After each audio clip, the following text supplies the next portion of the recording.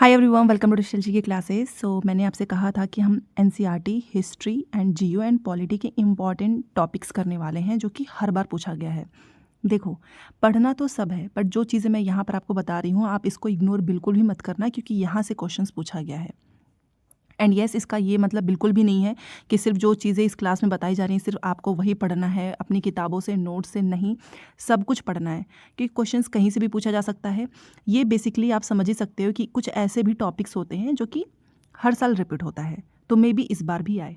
ठीक है, इस चीज़ का ध्यान रखिएगा। तो चलिए स्टार्ट करते हैं। एंड एसएसटी के नोट्स आप ज़रूर ले लो, क्योंकि अगर आप रिवीजन करना चाहते हो तो ये बेस्ट नोट्स है। आप आराम से 2 से 3 दिन में कर लोगे। जितने भी स्टूडेंट्स ने लिया है उनका बहुत अच्छा रिस्पॉन्स आ रहा है। ठीक है, और अभी समय है, अच्छे से मेहनत कर लो, एसएसटी में पास हो जाओगे तो पेपर 2 बहुत अच्छे से निकल जाएगा। ठीक है, तो चलिए स्टार्ट करते हैं। एंड प्लीज़ इस एक क्लास के लिए लाइक शेयर सब्सक्राइब जरूर करना। कमेंट करके बताना कि जितने टॉपिक्स मैं यहाँ पर पढ़ा रही हूँ क्या आपने वो पढ़ लिया है पहले से, क्योंकि देखो अगर आपने पहले से पढ़ लिया ना तो बहुत अच्छी चीज़ है। ठीक है, एंड टेलीग्राम पे फिर से आज हम रात में टेस्ट करने वाले हैं, कल की तरह हिस्ट्री का ही, तो टेलीग्राम पे भी जुड़ जाओ। देखिए, हिस्ट्री में बेसिकली अगर देखा जाए ना तो क्लास 8 की हिस्ट्री से बहुत क्वेश्चंस पूछे गए हैं, और वुमेन कास्ट एंड रिफॉर्म ये एक ऐसा चैप्टर है ना जहाँ से हर साल क्वेश्चंस पूछा गया है। ठीक है, अब ये तो आप जानते ही हो कि महिलाओं की पुरानी स्थिति कैसी थी। कि अब यहाँ पर देखो, जो मेन है ना वो मैं आपको डिटेल में बताऊंगी, बट थोड़ा सा ओवरव्यू दे देते हैं कि महिलाओं की स्थिति आपको पता ही है पहले कैसी थी, कि लड़कियों की शादी बहुत कम उम्र में हो जाती थी। एंड हिंदू और जो मुस्लिम जो मैन थे ना वो एक से ज़्यादा अपनी मतलब पत्नियां रख सकते थे। ठीक है, और ये भी आपने देखा होगा ना कि अगर किसी के हस्बैंड की डेथ हो जाती थी तो मर जाने पे उस औरत को उसके अर्थी पैसे बैठा देंगे। ठीक है, तो विधवाओं से चिता पर जल मरने की उम्मीद की जाती थी महिलाओं से। और संपत्ति पर भी आपको पता ही है कि महिलाओं के अधिकार बहुत सीमित थे। ठीक है, मतलब महिलाओं की कंडीशन बहुत ही मिजरेबल थी, ये तो आप समझ ही सकते हो। और शिक्षा तक तो पहुंच नहीं थी। ठीक है, क्योंकि लोग ऐसा मानते थे ना कि अगर कोई महिला पढ़ी लिखी है तो वो जल्दी विधवा हो जाएगी। सोचो, ये पूरी कहानी थी। और कास्ट सिस्टम तो आप सभी जानते ही हो, क्योंकि हमारा समाज जातियों में बटा था। अब जैसे कि ब्राह्मण हैं, क्षत्रिय हैं, वो ऊंची जाति हैं, वैश्य उसके नीचे हैं, शूद्र सबसे नीचे है। सफाई या जो ऐसे सफाई फाई का जो काम किया जाता था ना, जिसको लोग अशुद्ध मानते थे, ये जिनको वो लोग अछूत मानते थे, यही वो लोग काम करते थे। ठीक है, सफाई वगैरह का। और ये जो जिनको ये लोग अछूत मानते थे ना, इनको मंदिर या फिर ऐसे पब्लिक प्लेस के जो कुएं वगैरह होते थे ना वो यूज़ नहीं करने देते थे। एंड ये देखो प्रेजेंट सिनेरियो, आज की स्थिति। अगर आप लोग मेरे साथ स्टार्टिंग से जुड़े हुए हैं तो आपको पेडागोजी का एक क्वेश्चन याद होगा, जिसमें मुझे तो क्वेश्चंस भी याद हो गए हैं कि 6 to 8 में क्या क्या चीज़ें हम बच्चों को पढ़ा सकते हैं। महात्मा गांधी जी के बारे में, महिलाओं की आज की स्थिति, वो यहीं से उठाया गया है, क्योंकि पास्ट में महिलाओं का कंडीशन क्या था और आज का कैसा है। ठीक है, आप देख सकते हो कितने अच्छे से क्वेश्चंस बनाया हुआ है। तो आज की अगर देखा जाए तो यस, आज के टाइम पे लड़कियां स्कूल और हायर स्टडीज़ तक उनकी जो है जा रही हैं। शादी के लिए अब तो बालिग होना ज़रूरी है। पहले तो ऐसा कुछ नहीं था, जब मन किया तब शादी कर दिया। ठीक है, और एज तो आपको पता ही है। अब क्या है कि किसी भी जाति समुदाय में आप विवाह आप कर सकते हो, पहले ऐसा नहीं था। ठीक है, अब जो भी विडोज़ हैं वो रीमैरी मतलब दोबारा शादी कर सकती हैं। महिलाओं को पहले वोट डालने का अधिकार नहीं था। ठीक है, चुनाव तो लड़ ही नहीं सकती थी, बट अब ये सारे अधिकार मिल चुके हैं। तो ये आज का प्रेजेंट सिनेरियो है, और यही क्वेश्चन पूछा हुआ था सीटेट ने। बट हाँ, ये तो है कि सब कुछ तो नहीं बदला है, आज भी कुछ लिमिटेशन है। गरीब बच्चों को शिक्षा के अवसर कम मिलते हैं, और कई लड़कियां आज भी अपने हिसाब से शादी नहीं कर पाती हैं। अब देखो 19th एंड 20th सेंचुरी में क्या परिवर्तन हुआ। धीरे धीरे जो है ना, कस्टम्स, जो प्रथाएं थी, जो लोगों की धारणाएं थी, वो बदल रही थी। सुधार आंदोलन ने महिला और निम्न जातियों की स्थिति बेहतर की। देखो, महिलाएं किसी भी जाति की हो, बहुत ही मिजरेबल कंडीशन थी, तो इसमें थोड़ी बहुत चेंजेस आए, और बहुत सारे लोगों ने जो है इसमें स्टेप उठाए हैं इन सारी चीज़ों को चेंज करने के लिए। जैसे कि आप यहाँ पर देख सकते हो, जो सामाजिक रीति रिवाज है और जो मान्यताएं थी लोगों की, उस पर चर्चा बढ़ा। संचार के नए साधन विकसित हुए। ये भी क्वेश्चन पूछा हुआ है कि कैसे चेंजेस आए, क्योंकि कम्युनिकेशन जो है उसके अलग अलग चीज़ें सामने आई, जैसे कि बुक्स, न्यूज़पेपर, पत्रिकाएं, पर्चे छपने लगे, तो लोग इनको पढ़ने लगे, क्योंकि ये देखो ये सस्ती होती थी ना, तो लोगों तक इसकी पहुँच थी। तो ये पूछेगा कि संसाधन के कौन कौन से साधन थे, तो किताबें, अखबार, पत्रिकाएं, पर्चे। छपी सामग्री सस्ती और ज़्यादा लोगों की पहुंच में थी, और साधारण लोग अपनी भाषाओं में पढ़ और अपने विचार व्यक्त कर सकते थे। ठीक है, तो इससे थोड़े बहुत चीज़ें चेंज हुई और नए शहरों में सामाजिक, धार्मिक, आर्थिक और राजनीतिक मुद्दों पर बहस होने लगा। ऐसी चर्चाएं जो है वो सामाजिक सुधार आंदोलन से जुड़ी हुई होती थी। ठीक है। अब देखिए जो सुधारक और सुधार संगठन है उनके बारे में पढ़ते हैं। सबसे पहले राजा राम मोहन रॉय के बारे में पढ़ते हैं, क्योंकि इनसे क्वेश्चंस ना बहुत बार पूछा हुआ है, क्योंकि इन्होंने ब्रह्मो समाज की स्थापना की थी। तो राजा राम मोहन रॉय जो हैं वो एक प्रमुख सुधारक थे। कलकत्ता में इन्होंने ब्रह्मो सभा स्थापित की, याद रखिएगा, पूछा हुआ है। ठीक है, बाद में इसको ब्रह्मो समाज कहा गया। इनका मानना था कि समाज बदलना चाहिए और अन्यायपूर्ण प्रथाएं खत्म होनी चाहिए, जैसे कि सती प्रथा। ठीक है, लोगों को नए जीवन व्यवहार अपनाने के लिए प्रेरित करना जरूरी था और सती प्रथा खत्म करने के लिए इन्होंने पुराने ग्रंथों का ही सहारा लिया है। महिलाओं की स्थिति के बारे में इन्होंने कहा कि उन्होंने पश्चिमी शिक्षा और महिलाओं की समानता का समर्थन किया कि महिलाओं को भी समान अधिकार मिलने चाहिए, क्योंकि महिलाओं की स्थिति ना बहुत ख़राब थी। इन्होंने कहा कि यार ये लोग तो सिर्फ महिलाओं को घर के काम तक ही बांध कर रखते हैं। इसको काफ़ी क्रिटिसाइज़ किया इन्होंने। महिलाओं को शिक्षा से वंचित करने का इन्होंने विरोध किया कि ये लोग जानबूझ के महिलाओं को पढ़ने नहीं देना चाहते हैं, क्योंकि महिला अगर पढ़ लिख लेगी तो उसको अपने अधिकार पता चल जाएंगे। सती प्रथा के खिलाफ ना इन्होंने कैंपेन चलाया, क्योंकि ये इस चीज़ से काफ़ी दुखी थे कि लोग कैसी पुरानी प्रथा के हिसाब से एक जीवित महिला को ज़बरदस्ती, उसके हस्बैंड, अगर हस्बैंड तो मर जा रहा है, उसको भी मार दे रहे हैं। ठीक है, और जो महिलाओं को ना, वो खुद महिला चाहती भी नहीं थी, वो भागना भी चाहेंगी ना तो भी वो भाग नहीं सकती थी, क्योंकि वो डंडे वगैरह लेके खड़े रहते थे और इतनी तेज़ से ढोल नगाड़े बजाएंगे ना कि उस महिला की आवाज़ नहीं सुनाई देगी। इस तरीके की प्रथा थी। तो इन्होंने ना विधवाओं की कठिनाइयों से काफ़ी बहुत दुखी थे और इन्होंने सती प्रथा के खिलाफ कैंपेन स्टार्ट किया। देखो, एक तो काफ़ी भाषाओं के ज्ञाता थे, इनके अच्छे खासे रिस्पेक्ट थी। ठीक है, संस्कृत, फारसी, यूरोपीय भाषाओं के भी ज्ञाता थे। तो इन्होंने बहुत लोगों को समझाया, लोग समझे नहीं। फिर इन्होंने ग्रंथों से सिद्ध किया कि देखो सती प्रथा का कहीं समर्थन नहीं है। और अंग्रेज अधिकारी भी नहीं चाहते थे कि ये सारी चीज़ें हो, ये भी चाहते थे कि सती प्रथा तो बैन होना चाहिए। अंग्रेज अधिकारी भी ना, जो राजा राम मोहन रॉय हैं, इनकी विद्वता के कारण सहमत हुए कि यस, ये सारी चीज़ें गलत हैं। इतना प्रयास करने के बाद से 1829 में सती प्रथा को बैन किया गया और ये क्वेश्चन पूछा हुआ है। बहुत ज़्यादा इनको क्रिटिसाइज़ किया था लोगों ने वैसे। तो इस तरीके से ना, अगर कभी भी कुछ भी होता था ना, तो लोग अगर उसको बदलना चाहते थे तो अपने धार्मिक ग्रंथों का सहारा लेते थे। ये क्वेश्चंस पूछा हुआ है।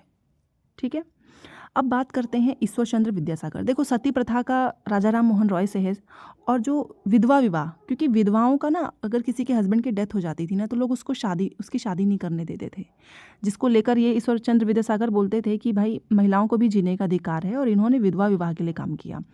ठीक है, इनको भी लोगों ने बहुत क्रिटिसाइज़ किया, फिर इन्होंने भी ना पुराने ग्रंथों का सहारा लिया। तो विधवा विवाह और सुधार, ईश्वर चंद्र विद्यासागर जी हैं, ये याद रखिएगा। देखो, इन्होंने भी हमारे जो पुराने ग्रंथों का हवाला देकर इसका समर्थन किया। अंग्रेज सरकार ने भी इनका सुझाव मान लिया। और ये भी याद रखिएगा, 1856 में विधवा विवाह एक्ट पास हुआ है। 1829 में सती प्रथा और 1856 में विधवा विवाह। जो भी विरोधी थे ना, इनका भी विरोध किया गया है, इनको भी बाइकआउट किया गया, बट वही है कि लोग फिर मान गए बाद में। ठीक है, तो ये था सब कुछ। अब देखो, अगर मैं विधवा विवाह आंदोलन जो है ना, वो इतना आसान नहीं है। हम यहाँ पे पढ़ रहे हैं ना कि अरे अच्छा, इस समय एक्ट पारित हो गया, ये हो गया, उस समय का अलग ही था। ठीक है, क्योंकि 19वीं सदी के उत्तरार्ध तक आंदोलन जो था ना, ये विधवा विवाह वाला, वो अलग अलग जगह पे फैल गया। तेलुगु भाषी जो मद्रास प्रेसिडेंसी में जो वीरेशलिंगम पंतलुनु है, इन्होंने इसका संगठन बनाया। तो क्वेश्चंस पूछेगा कि कहाँ पर संगठन बना है, तो तेलुगु भाषी मद्रास प्रेसिडेंसी में वीरेशलिंगम पंतलुनु ने। ठीक है, बम्बई में युवा सुधारकों ने भी विधवा विवाह का समर्थन किया। स्वामी दयानंद सरस्वती जी ने भी विधवा विवाह का समर्थन किया। तो इतने लोग जो हैं इसका सपोर्ट कर रहे थे विधवा विवाह का। ठीक है, अब सामाजिक स्थिति कैसी थी, देखिए, इतना कुछ होने के बाद भी बहुत कम ही लोगों की शादी हो रही थी, बहुत कम विधवाओं की, और जो कर भी ले रहे थे ना, उनको समाज एक्सेप्ट नहीं कर रहा था आसानी से। बेसिकली वो चाहते ही नहीं थे कि महिलाओं की शादी हो। रूढ़िवादी लोग जो है ना, वो कानून के विरोध में बने रहे। एक्ट पास हो गया, सब कुछ, उसके बावजूद भी लोगों को डाइजेस्ट नहीं हो रहा था कि क्यों उनकी शादी करा रहे हो। अब ये है आर्य समाज। इसकी स्थापना किसने की है? स्वामी दयानंद सरस्वती जी ने। ये भी क्वेश्चंस पूछा हुआ है। कब किया है इन्होंने? तो 1875 में। हिंदू समाज के सुधार के लिए इन्होंने काम किया है। एक चीज़ और है यहाँ पे, आपने देखा होगा कि कई बार ना ये लड़कियों से रिलेटेड बहुत क्वेश्चंस पूछता है, चाहे वो पेडागोजी हो कि लड़कियां स्कूल जाने लगी, लोग क्यों नहीं जाने देते थे, उनका व्यू क्या था, इससे क्वेश्चंस ना कई बार पूछा हुआ है। देखो, महिलाओं को लड़कियों को पढ़ने का अधिकार नहीं था, बट बहुत प्रयास किया गया और जो सुधारक थे इनका मानना था कि महिलाओं की स्थिति सुधारने के लिए ना जो लड़कियां हैं उनकी शिक्षा आवश्यक है। मतलब अगर महिला खुद पढ़ लिख लेगी ना तब जाकर उसको समझ में आएगा कि उसके साथ गलत हो रहा है, ठीक है, क्योंकि पता ही नहीं है भाई हमारे राइट्स क्या हैं, हमें सही गलत का कुछ पता ही नहीं है। विद्यासागर जी ने कलकत्ता और बम्बई के सुधारकों ने लड़कियों के लिए स्कूल खोले, ठीक है। शुरुआत में लोग डरते थे, मैंने अभी आपको बताया ना ये लाइन पूछा हुआ है, लोग अपनी लड़कियों को भेजते ही नहीं थे क्योंकि इनको लगता था कि स्कूल वाले हमारे लड़कियों को घर से दूर ले जाएंगे और इनको टेंशन थी कि घर का काम नहीं सीख पाएंगी। प्लस स्कूल जाना है तो बाहर जाना है, तो सार्वजनिक स्थानों से होकर स्कूल जाने को गलत माना जाता था। इसलिए अधिकांश लड़कियों को ना घर पर ही पिता या फिर पति की देखरेख में पढ़ाया गया। तो ये पूरा टॉपिक पूछा हुआ है। देखो, जो इंपॉर्टेंट चीज़ें हैं वो मैं आपको करा रही हूँ, बाकी पढ़ना तो सब है। ये क्वेश्चन भी पूछा हुआ है पेडागोजी में कि कुछ महिलाओं ने स्वयं छिपकर पढ़ना लिखना सीखा, जैसे कि राजसुंदरी देवी, ठीक है। आर्य समाज पंजाब, ज्योतिराव फुले ने महाराष्ट्र में लड़कियों के लिए स्कूल खोले। कुलीन मुस्लिम परिवारों में भी लड़कियां घर पर कुरान की शिक्षा लेने लगी। मुमताज़ अली जैसे सुधारकों ने कहा कि इस्लाम शिक्षा का अधिकार देता है। उर्दू उपन्यासों में महिलाओं को शिक्षा, धर्म और घरेलू प्रबंधन सीखने के लिए प्रोत्साहित किया गया, ठीक है। क्योंकि देखो अब क्या हुआ है ना कि महिलाएं ही महिलाओं के बारे में लिखने लगी हैं, मतलब यहाँ से अब चीज़ें चेंज हुई, क्योंकि मुस्लिम महिलाओं में भी जो है महिला शिक्षा को लेकर काफ़ी प्रचार प्रसार हुआ, ठीक है। कहा गया कि महिला शिक्षा बहुत इंपॉर्टेंट है। ये क्वेश्चन पूछा हुआ है कि जो भोपाल की बेगम है उन्होंने अलीगढ़ में लड़कियों के लिए प्राथमिक विद्यालय खोला, ठीक है, ये इंपॉर्टेंट है। कहाँ पर खोला है? अलीगढ़ में। बेगम रुकैया सिखावत हुसैन भी एक प्रमुख सुधारक थी, इन्होंने कहाँ पर खोला है? कलकत्ता और पटना में, मुस्लिम लड़कियों के लिए, ये भी याद रखना, ये डायरेक्ट पूछा हुआ है, ठीक है। ये भी ना रूढ़िवादी धार्मिक विचारों को ना की कड़ी आलोचक थी, क्योंकि इनको लगता था यार कि ये जो सभी धर्म के जो धार्मिक नेता है ना, इन्होंने महिलाओं को तो एकदम निम्न दर्जा दिया हुआ है, ठीक है। ये चाहते ही नहीं है कि महिलाएं आगे बढ़ें या पढ़े लिखें, ठीक है। फिर हायर एजुकेशन एंड प्रोफेशन की बात करते हैं, तो फिर धीरे धीरे महिलाएं यूनिवर्सिटीज़ में प्रवेश करने लगी, डॉक्टर्स टीचर्स बन गई और बहुत सारी महिलाएं लिखने लगी, ठीक है, महिलाओं की स्थिति के बारे में। अब बात करते हैं ताराबाई शिंदे। ताराबाई शिंदे की किताब का नाम पूछेगा। पूना में रहकर ही इन्होंने शिक्षा प्राप्त करने वाली जो ताराबाई शिंदे हैं, इन्होंने स्त्री पुरुष तुलना नामक से किताब प्रकाशित की है, ये पूछा हुआ है, जिसमें पुरुष और महिलाओं के बीच सामाजिक फ़र्कों की आलोचना की गई थी, ठीक है, इस किताब में। पंडिता रमाबाई मैंने आपको कल शॉर्ट्स में पढ़ाया था, फेमस क्वेश्चन है ये। पंडिता रमाबाई ये ऐसी महिलाएं हैं जिन्होंने खुद से पढ़ना लिखना सीखा है, और इनके नाम के आगे पंडिता क्यों लगा? क्योंकि उस समय पर जब पढ़ने लिखने का अधिकार नहीं था, ये संस्कृत पढ़ना लिखना दोनों जानती थी। इनका मानना था कि जो हिंदू धर्म है ना वो महिलाओं को ऑप्रेस्ड करता है, दमन करता है। इन्होंने ऊंची जाति की हिंदू महिलाओं की दयनीय स्थिति पर एक किताब लिखी है। इन्होंने पुणे में एक विधवा गृह किया, जहाँ पर मतलब स्थापित किया, जहाँ पे जो ससुराल से जो टॉर्चर झेल रही जो महिलाएं हैं ना उनको रखा जाता था, और इन महिलाओं को शिक्षा और कौशल सिखाए जाते थे जिससे कि वे आजीविका कमा सकें। एंड देखो ये वाला भी पूछा हुआ है कि चमड़ा उद्योग और बदलाव से रिलेटेड बहुत सारी चीज़ें पूछी जाती हैं। इंडस्ट्री जो है उसमें क्या चेंज हुआ? तो जो चमड़े का काम करने वाले थे ना उनको परंपरागत रूप से ना नीची नज़र से देखा जाता था, मतलब उनको लोग अच्छा नहीं मानते थे, ठीक है, एक तरीके का अछूत मानते थे। साथ में क्यों? क्योंकि वे मृत पशुओं का चमड़ा निकालते थे जिन्हें गंदा व दूषित माना जाता है। और ये क्वेश्चन डायरेक्ट पूछा हुआ है कि पहले विश्व युद्ध के दौरान सेना के लिए जूतों की जबरदस्त मांग पैदा हो गई थी, परंतु चमड़े के कामों के प्रति जाति पूर्वाग्रहों की वजह से केवल परंपरागत चमड़ा कामगार और मोची ही जूते तैयार कर सकते थे। और यहाँ पर आपको लिखा हुआ मिला है, अभी डायरेक्ट आप देखो, दिसंबर में पूछा था कि फर्स्ट वर्ल्ड वॉर के दौरान जूतों की जबरदस्त डिमांड पैदा हो गई थी, जिससे सामान्य जाति के जो गरीब लोग हैं बहुत मुनाफा कमाया। नहीं, सामान्य जाति के कोई इसमें शामिल ही नहीं हुआ, क्योंकि ये लोग इस काम को अच्छा मानते ही नहीं थे। इसमें शामिल कौन हुआ? जो ट्रेडिशन जो बना रहा था, जो चमड़ा का काम कर रहे थे, जो मोची थे, उन्होंने ही जूते तैयार किए, ठीक है, ये डायरेक्ट पूछा हुआ है। तो ऑब्वियस सी बात है कि ज़्यादा कीमत की मांग करने लगे और इनको काफ़ी लाभ हुआ, ना कि सामान्य जातियों के गरीब लोगों को, ठीक है। तो ये सारी चीज़ें पूछी हुई हैं। अब देखो ये वाली लाइन डायरेक्ट पूछा हुआ है, समानता और न्याय की मांग। 19वीं सदी के दूसरे हिस्से में गैर ब्राह्मण जातियों ने जातीय भेदभाव के खिलाफ आवाज़ उठाई। ठीक है? और इन्होंने सामाजिक समानता और न्याय की मांग करते हुए आंदोलन शुरू किए। सतनामी आंदोलन अभी पूछा हुआ है, दिसंबर में ही सबसे पहले कि किसने स्टार्ट किया, तो घासीदास जी ने। ठीक है, सतनामी आंदोलन किसने शुरू किया है, तो घासीदास जी ने मध्य भारत में सतनामी आंदोलन की शुरुआत की। किसके लिए? इन्होंने चमड़े का काम करने वालों को संगठित किया। ये भी याद रखिएगा। जो चीज़ें इसमें करा रही हूँ वो तो मोस्ट इंपॉर्टेंट है, मतलब क्योंकि ये पूछा हुआ है। और ये जो घासीदास जी हैं वो चाहते थे कि जो चमड़ा का काम करने वाले हैं ना, इनकी सामाजिक स्थिति में सुधार हो। चलिए, अब पूर्वी बंगाल जो मतुआ पंथ है, पूर्वी बंगाल में जो हरिदास ठाकुर हैं कि मतुआ पंथ ने चांडाल काश्तकारों के बीच में काम किया है। इन्होंने ब्राह्मणवादी ग्रंथों पर क्वेश्चन किया और जाति व्यवस्था को, जो कि जो लोग सही ठहराते थे ना, इस पे इन्होंने क्वेश्चन किया है, हरिदास ठाकुर जी ने। ठीक है, फिर हम आते हैं केरल, श्री नारायण गुरु जी के बारे में। देखो, श्री नारायण गुरु जो हैं वो एझावा जाति से थे। इन्होंने जातिगत भेदभाव का विरोध किया और समाज में एकता का संदेश दिया। इनका एक फेमस कोट है, मैंने आपको पढ़ाया था प्रीवियस क्वेश्चंस में, one cast one religion one God for making Mankind. भाई, एक ही जाति है, एक ही धर्म है, एक ही भगवान है फॉर ह्यूमन काइंड। ठीक है, ये था श्री नारायण गुरु जी, जो कि एझावा जाति से आते थे।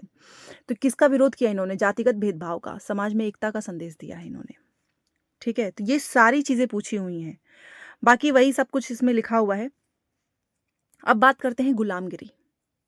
फोटो देख के समझ चुके होंगे आप, ये हमारे ज्योतिराव फुले। बहुत इंपॉर्टेंट क्वेश्चन पूछा हुआ है इनसे। गुलामगिरी इनकी पुस्तक का नाम है, बट ये पुस्तक इन्होंने किसको समर्पित किया है वो बहुत मज़ेदार है, क्योंकि हमें लगता है कि भारत के लोगों के लिए किया है, नहीं, अमेरिका। अभी उसका क्या है पूरा स्टेटमेंट वो देखिए। तो ये है ज्योतिराव फुले। ये निम्न जातियों में ना बहुत फेमस थे। ठीक है, और इन पे तो मूवी भी आई हुई है, आपने देखा होगा। इनका जन्म 1827 में हुआ, ईसाई मिशनरी द्वारा खोले गए। देखो, ये ईसाई मिशनरी के जो स्कूल खोले गए थे ना, उसी में इन्होंने एजुकेशन प्राप्त की थी। ठीक है, बड़े होकर इन्होंने जाति आधारित अन्याय पर खुलकर अपने विचार रखे कि किस तरीके से लोग जो है पानी का यूज़ नहीं करने देते हैं, पब्लिक प्लेस से आने नहीं देते हैं, बहुत टॉर्चर किया जाता था। ठीक है, जो आर्य का दावा करते थे ना, इस पे इन्होंने इनको बहुत क्रिटिसाइज़ किया है, जो कहते थे कि हम तो आर्य हैं। इन्होंने कहा नहीं, आर्य तो यहाँ के है ही नहीं, ये तो विदेशी हैं। तो फुले ने ब्राह्मणों के इस दावे का विरोध किया, जो कि ब्राह्मण कहते थे ना कि आर्य श्रेष्ठ हैं, आर्य सुपीरियर हैं, जो कि अपने आप को कहते थे ब्राह्मण खुद को। तो इसको इन्होंने बहुत क्रिटिसाइज किया है, क्योंकि इन्होंने कहा कि तुम अपने आप को श्रेष्ठ मानते हो और तुम तो यहाँ की हो ही नहीं, आर्य तो विदेशों से आए हैं।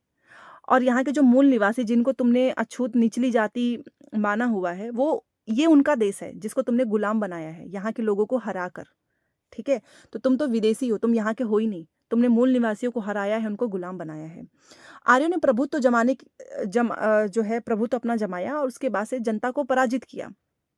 जो जनता हार गई थी उसको नीच और निम्न जाति माना, ये इन्होंने कहा है। फूले के अनुसार ऊंची जातियों का जो जमीन और सत्ता पर तो कोई अधिकार ही नहीं है, क्योंकि ये धरती है किसकी? तो ये जिनको तुम लोग निम्न जाति के लोग समझते हो ना, ये उनकी है, ये उन्होंने कहा है। ठीक है, साथ में फुले ने बहुत सारे जो है आर्गुमेंट भी दिए हैं। इनका कहना था कि जब आर्य नहीं थे ना, तो ये बहुत अच्छा समय था, हमारा स्वर्ण युग था, एक तरीके का गोल्डन एज था, क्योंकि तब योद्धा किसान जो है वो न्यायपूर्वक शासन करते थे, ऑनेस्टली फेयरली करते थे गवर्नमेंट जो है शासन, ये इन्होंने कहा है। अब इन्होंने एक सुझाव दिया। फुले ने कहा कि शूद्र और अतिशूद्र जाति भेदभाव के खिलाफ संगठित हो, ठीक है तुम लोग। और इन्होंने सत्य शोधक समाज की स्थापना की, और यही क्वेश्चन पूछेगा कि सत्य शोधक समाज की स्थापना किसने की है? जिसने जातीय समानता की मुहिम चलाई। ठीक है, अब देखो, इनकी किताब की बात मैं कर रही थी, गुलामगिरी इनकी किताब का नाम है। तो ये 1873 में फुले ने गुलामगिरी नामक पुस्तक लिखी है। ये गुलामगिरी पुस्तक समर्पित किसको है? तो याद रखिएगा, लगभग 10 वर्ष पहले अमेरिकी गृह युद्ध के परिणाम स्वरूप अमेरिका में दास प्रथा समाप्त हो चुकी थी, इसी को इन्होंने समर्पित किया है। वहां पे भी जो स्लेवरी सिस्टम था ना, वो समाप्त हो चुका था 10 वर्ष पहले।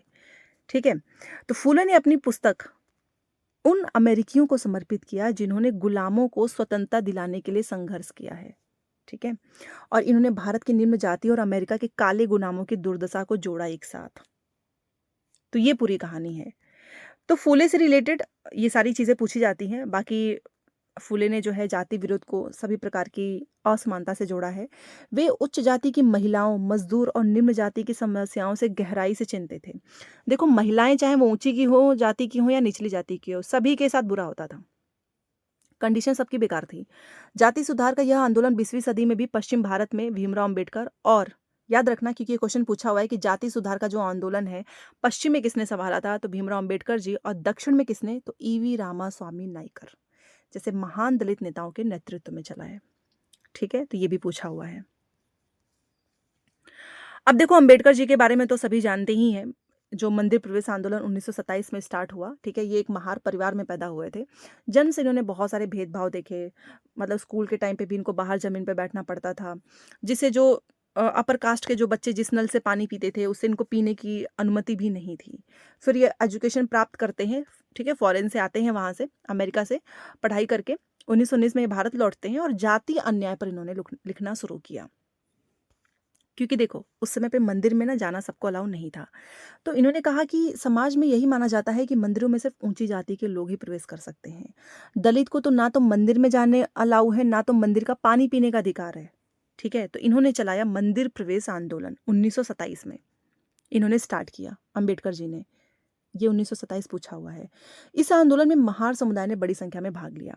अच्छा, ब्राह्मण पुजारी से नाराज हो गए कि अच्छा अब ये दलित भी यहाँ का पानी पिएंगे। ठीक है, तो 1927 से 35 के बीच में अंबेडकर ने 3 आंदोलन चलाए और ये लाइन डायरेक्ट पूछा हुआ है कि मंदिर प्रवेश का उद्देश्य क्या था। जो आंदोलन चला इसका उद्देश्य यही था क्योंकि अंबेडकर जी समाज को दिखाना चाहते थे कि जातीय भेदभाव, कास्ट डिस्क्रिमिनेशन की जो रूट है, जो उसकी जड़ें हैं, कितनी गहराई से समाज में अपना जड़ जो है वो जमाए हुआ है, जो ये जाति भेदभाव है। ठीक है, अब आते हैं ईवी रामास्वामी नायकर के बारे में, जिनको पेरियार भी कहते हैं। ये भी पूछा हुआ है। ठीक है, ईवी रामास्वामी नायकर, इनसे क्वेश्चन पूछा हुआ है।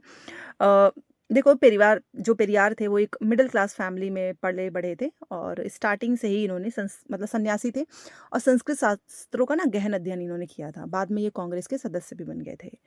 अच्छा, इन्होंने कांग्रेस छोड़ दिया और यही पूछेगा कांग्रेस को इन्होंने छोड़ा क्यों। देखो, एक राष्ट्रवादी एक इनविटेशन था खाने का, ठीक है, तो ये इसमें गए। इसमें इन्होंने देखा कि ऊंची और निम्न जातियों के लिए तो अलग अलग बैठने की व्यवस्था की गई है। ये इससे काफ़ी नाराज हुए और इन्होंने जो ईवी रामास्वामी नायकर, जिनको हम पेरियार कहते हैं, इन्होंने कांग्रेस छोड़ दी।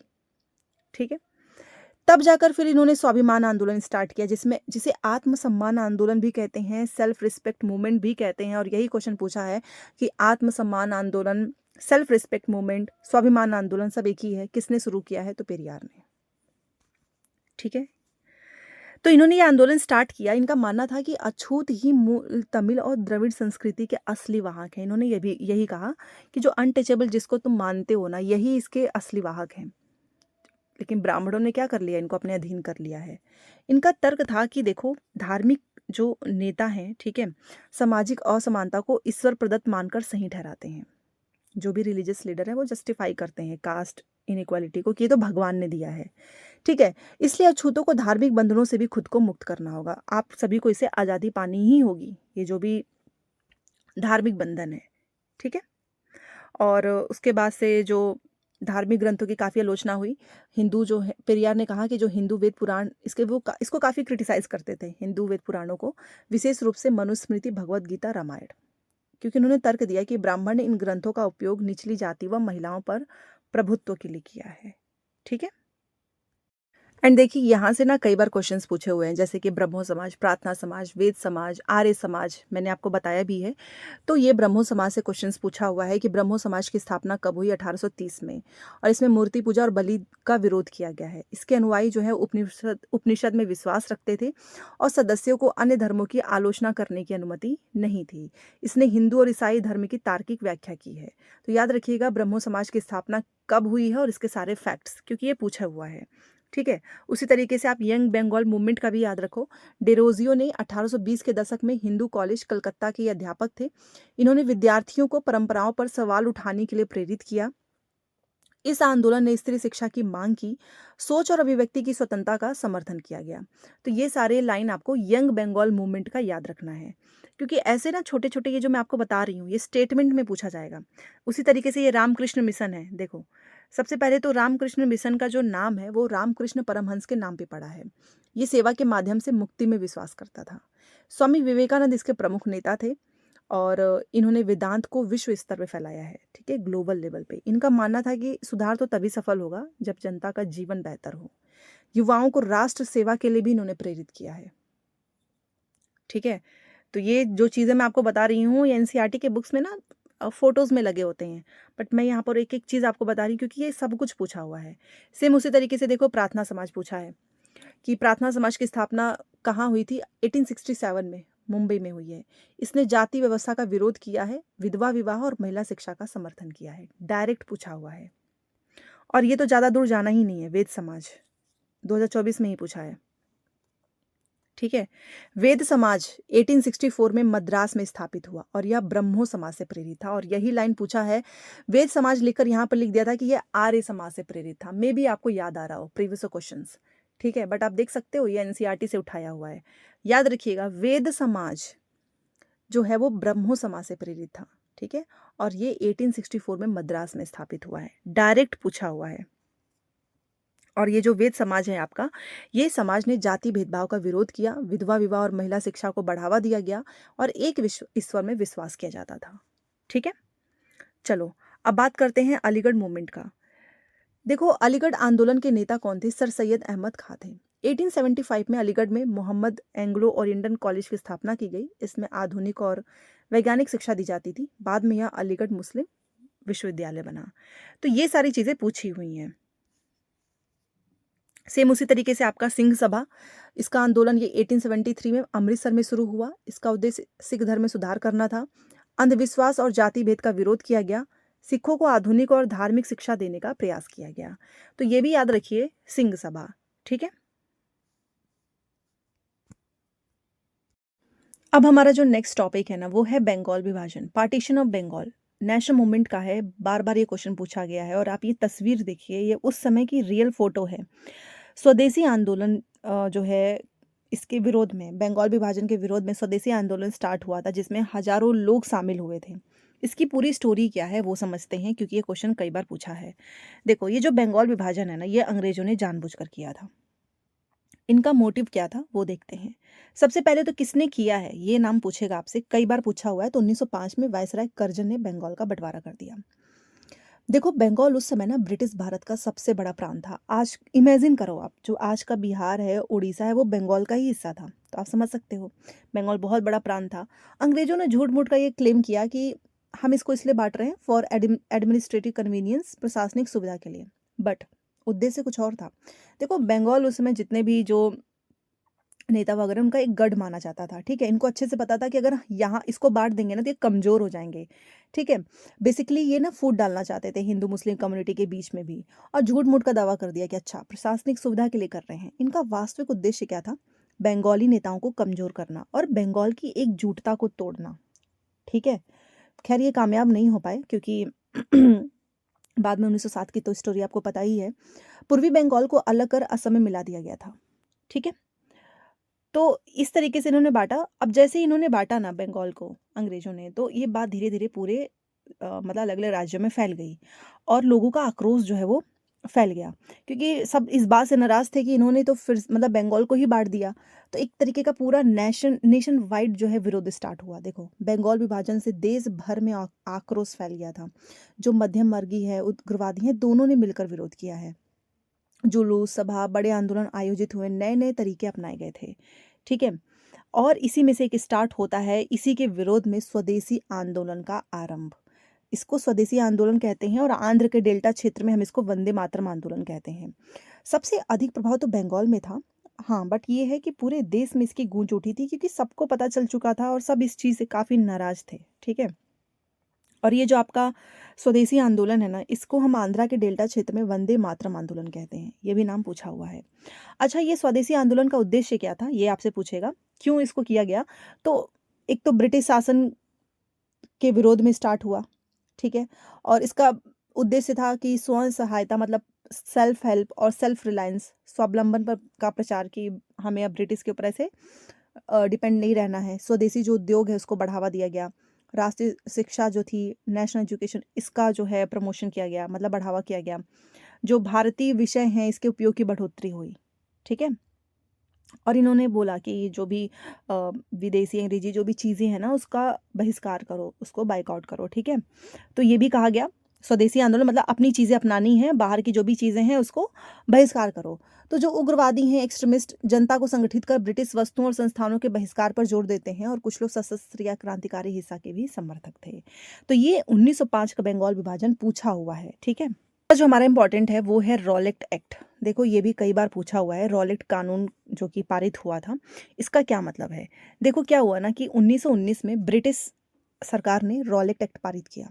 यह कानून अभिव्यक्ति और प्रेस की स्वतंत्रता जैसे मूल अधिकारों को सीमित करता था, ठीक है। तो ये रीज़न याद रखना है 1919 में, और इसका मतलब ये था कि जो आपकी फ्रीडम ऑफ स्पीच है, जो प्रेस की जो स्वतंत्रता है, जैसे जो ये हमारे मूल अधिकार है ना, इसको इन लोगों ने रिस्ट्रिक्ट कर दिया, सीमित कर दिया अंग्रेजों ने। और पुलिस को बिना मुकदमे गिरफ्तारी और दमन की शक्तियां दे दी गई, मतलब पुलिस को एक पावर दे दिया गया कि तुम किसी को भी अरेस्ट कर सकते हो, पनिशमेंट मिल सकता है विदाउट एनी ट्रायल, सोचो बिना मुकदमे के, ठीक है। ये रॉलेट एक्ट अंग्रेजों ने पारित किया था। और महात्मा गांधी, बाकी के जो भी नेता हैं, जो जिन्ना है, इन सब का मानना था कि सरकार को नागरिकों की स्वतंत्रता सीमित करने का कोई अधिकार नहीं है। इसीलिए इन लोगों ने इस कानून को ना शैतान की करतूत या फिर निरंकुशवादी कहा है, ठीक है। डेवलिस या फिर डिस्पोटिक, ये इन्होंने कहा है। रॉलेट एक्ट पूछा हुआ है। सत्याग्रह का जो आह्वान है 6 अप्रैल 1919, ये याद रखिए। देखो गांधी जी ने ना पूरे देश में इस अधिनियम के खिलाफ सत्याग्रह शुरू करने का आह्वान किया था, ठीक है। ये जो आपका रॉलेट एक्ट है, 6 अप्रैल 1919 को अहिंसक विरोध दिवस और अपमान व याचना दिवस के रूप में मनाने की अपील की गई। देश भर में हड़ताल, उपवास, शांतिपूर्ण प्रदर्शन किए गए। आंदोलन को संगठित करने के लिए जो है सत्याग्रह सभाओं का भी गठन किया गया। उसी में से आपका एक आता है पहला अखिल भारतीय आंदोलन। ये जो रॉलेट सत्याग्रह है ना, ये ब्रिटिश राज के खिलाफ पहला अखिल भारतीय आंदोलन था, ठीक है। ये पहला है तो इसलिए याद रखिएगा। मुख्य रूप से शहरी क्षेत्रों तक ही सीमित था, गांव वगैरह में नहीं, मतलब जो अर्बन था कि जो एरिया वगैरह थे ना, वहीं तक ही रहा, ठीक है। रॉलेट जो आपका सत्याग्रह है, ये पहला फर्स्ट हमारा जो है अखिल भारतीय आंदोलन था। अब देखो आपको ये पूरी स्टोरी तो पता ही है कि क्या हुआ था, कि पंजाब में जो है ये जलियांवाला बाग, आज भी अगर आप जाओगे ना तो इस तरीके की फोटोज मिलेगी। ये देखो लोग जाते हैं तो ये दिखा रहे हैं, ये देखो गोलियों के निशान, मतलब अंधाधुंध गोलियां चलाई गई थी, ठीक है।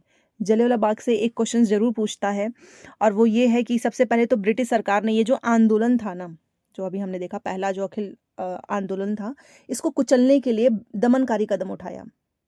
बैसाखी का दिन था और लोग कुछ करने वाले नहीं थे, चुपचाप यहाँ पर आकर मिलने वाले थे, ठीक है। छोटे छोटे बच्चे भी थे इसमें। बैसाखी 13 अप्रैल 1919 का दिन था, लोग इकट्ठा हुए थे, ठीक है। जनरल डायर ने अमृतसर के जलियांवाला बाग में निहत्थी भीड़ पर गोली चलवाई। रविन्द्रनाथ टैगोर ने इस विरोध में नाइटहुड की उपाधि वापस कर दी थी, नाइटहुड की जो उपाधि है वो वापस कर दी थी, ठीक है। तो ये आपसे पूछेगा, ये रॉलेट के बाद से जो कानून आया था, इसी के लिए जो है एक जो ये सत्याग्रह स्टार्ट हुआ, इसी को कुचलने के लिए जो रॉलेट सत्याग्रह है ना, जो कि ब्रिटिश राज के खिलाफ ये पहला अखिल भारतीय आंदोलन था। इसके बाद से ही जब लोग यहाँ पर इकट्ठा हुए, ठीक है, तो यहाँ पर जनरल डायर के आदेश पर, ठीक है, जलियांवाला बाग में निहत्थी जो लोग थे उन पे गोलियां चलाई गई, ठीक है। तो ये पूरी स्टोरी है, और ये आपसे एग्जैक्ट पूछा हुआ है। किसने? तो जनरल डायर ने। ये भी नाम याद रखना है, ठीक है। अब हिंदू मुस्लिम एकता जो है वो स्टार्ट होती है। रॉलेट आंदोलन जो था उसमें जनता ने हिंदू मुस्लिम एकता बनाए रखने का प्रयास किया। गांधी जी का भी मानना था कि भारत सभी धर्मों का देश है और सबको न्यायपूर्ण कार्य में एक दूसरे का साथ देना चाहिए, ठीक है। फिर आपका खिलाफत जो आंदोलन है और असहयोग आंदोलन आता है। खिलाफत का मुद्दा बेसिकली याद रखिएगा, जो 1920 में अंग्रेजों ने जो है तुर्की का जो सुल्तान था ना, उस पर कठोर संधि थोप दी थी। तो भारत में विशेषकर जो मुसलमान हैं वो काफ़ी ज़्यादा नाराज हो गए थे इससे, क्योंकि भारतीय मुसलमान चाहते थे कि जो पवित्र मुस्लिम स्थल है ना, उस पर खलीफा का कंट्रोल होना चाहिए, ठीक है। तो ये खिलाफत आंदोलन की पूरी स्टोरी है। इसका लीडरशिप कौन थे, मतलब खिलाफत का नेतृत्व किसने किया? तो मोहम्मद अली और शौकत अली, ये पूछा हुआ है। वे अखिल भारतीय असहयोग आंदोलन शुरू करना चाहते थे और गांधी जी ने सपोर्ट भी किया था। साथ में कांग्रेस से भी कहा कि एक इस पे संयुक्त संघर्ष की अपील की, ठीक है। तो ये खिलाफत आंदोलन भी पूछा हुआ है, और गांधी जी ने ये एक तरीके का प्रपोजल भी रखा था, क्योंकि गांधी जी चाहते थे कि जलियांवाला बाग का जो अत्याचार और जो खिलाफत है, इनके खिलाफ ना हम लोगों को मिलकर, जो हिंदू मुस्लिम है, सबको मिलकर एक कैंपेन चलाना चाहिए, ठीक है। फिर शुरुआत होती है असहयोग आंदोलन, आप जानते ही हो 1921 से 22 में। ये आंदोलन काफ़ी तेज़ी से फैला। हज़ारों विद्यार्थी जो हैं सरकारी स्कूल, कॉलेज सब छोड़ दिए। मोतीलाल नेहरू, सीआर दास, राजगोपालाचारी, आसफ अली जैसे वकीलों ने वकालत छोड़ दी। और हाँ, जो अंग्रेज़ों के द्वारा उपाधियाँ दी गई थी ना लोगों को, वो भी लोगों ने वापस कर दिया। जो विधान परिषद है, जो लेजिस्लेटिव काउंसिल है, उसको भी बायकॉट किया है। इसका भी बहिष्कार हुआ। विदेशी कपड़ों की तो लोगों ने जम के होली जलाई। 1920 के बीच में विदेशी कपड़ों के आयात में जो इम्पोर्ट था ना, उसमें डिक्लाइन हो गया था, बहुत भारी गिरावट आई थी। ठीक है? और एक आपका इम्पॉर्टेंट टॉपिक ये भी है, Simon commission. Simon go back आप यहाँ पर देख सकते हो, काले झंडे दिखाए गए हैं। इसकी क्या स्टोरी है? साइमन कमीशन का विरोध क्यों होता है? 1927 में ये भारत आता है और क्यों 1928 में ही वापस चला जाता है? ये पूरी स्टोरी याद रखनी है। यही साइमन कमीशन के विरोध में जो है यहाँ पर लोग शामिल हुए थे और इसी में हमारे लाला लाजपत राय भी थे। ठीक है? लाला लाजपत राय जो एक पुलिस अधिकारी था, स्क्वाड, उसी के कहने पर जो है यहाँ पर लाठियाँ चलाई गईं और उसी लाठी में, ठीक है, लाठी खाने से लाला लाजपत राय जी की मृत्यु हो गई थी, जिसका बदला लिया है भगत सिंह, चंद्रशेखर आज़ाद और सुखदेव जी ने।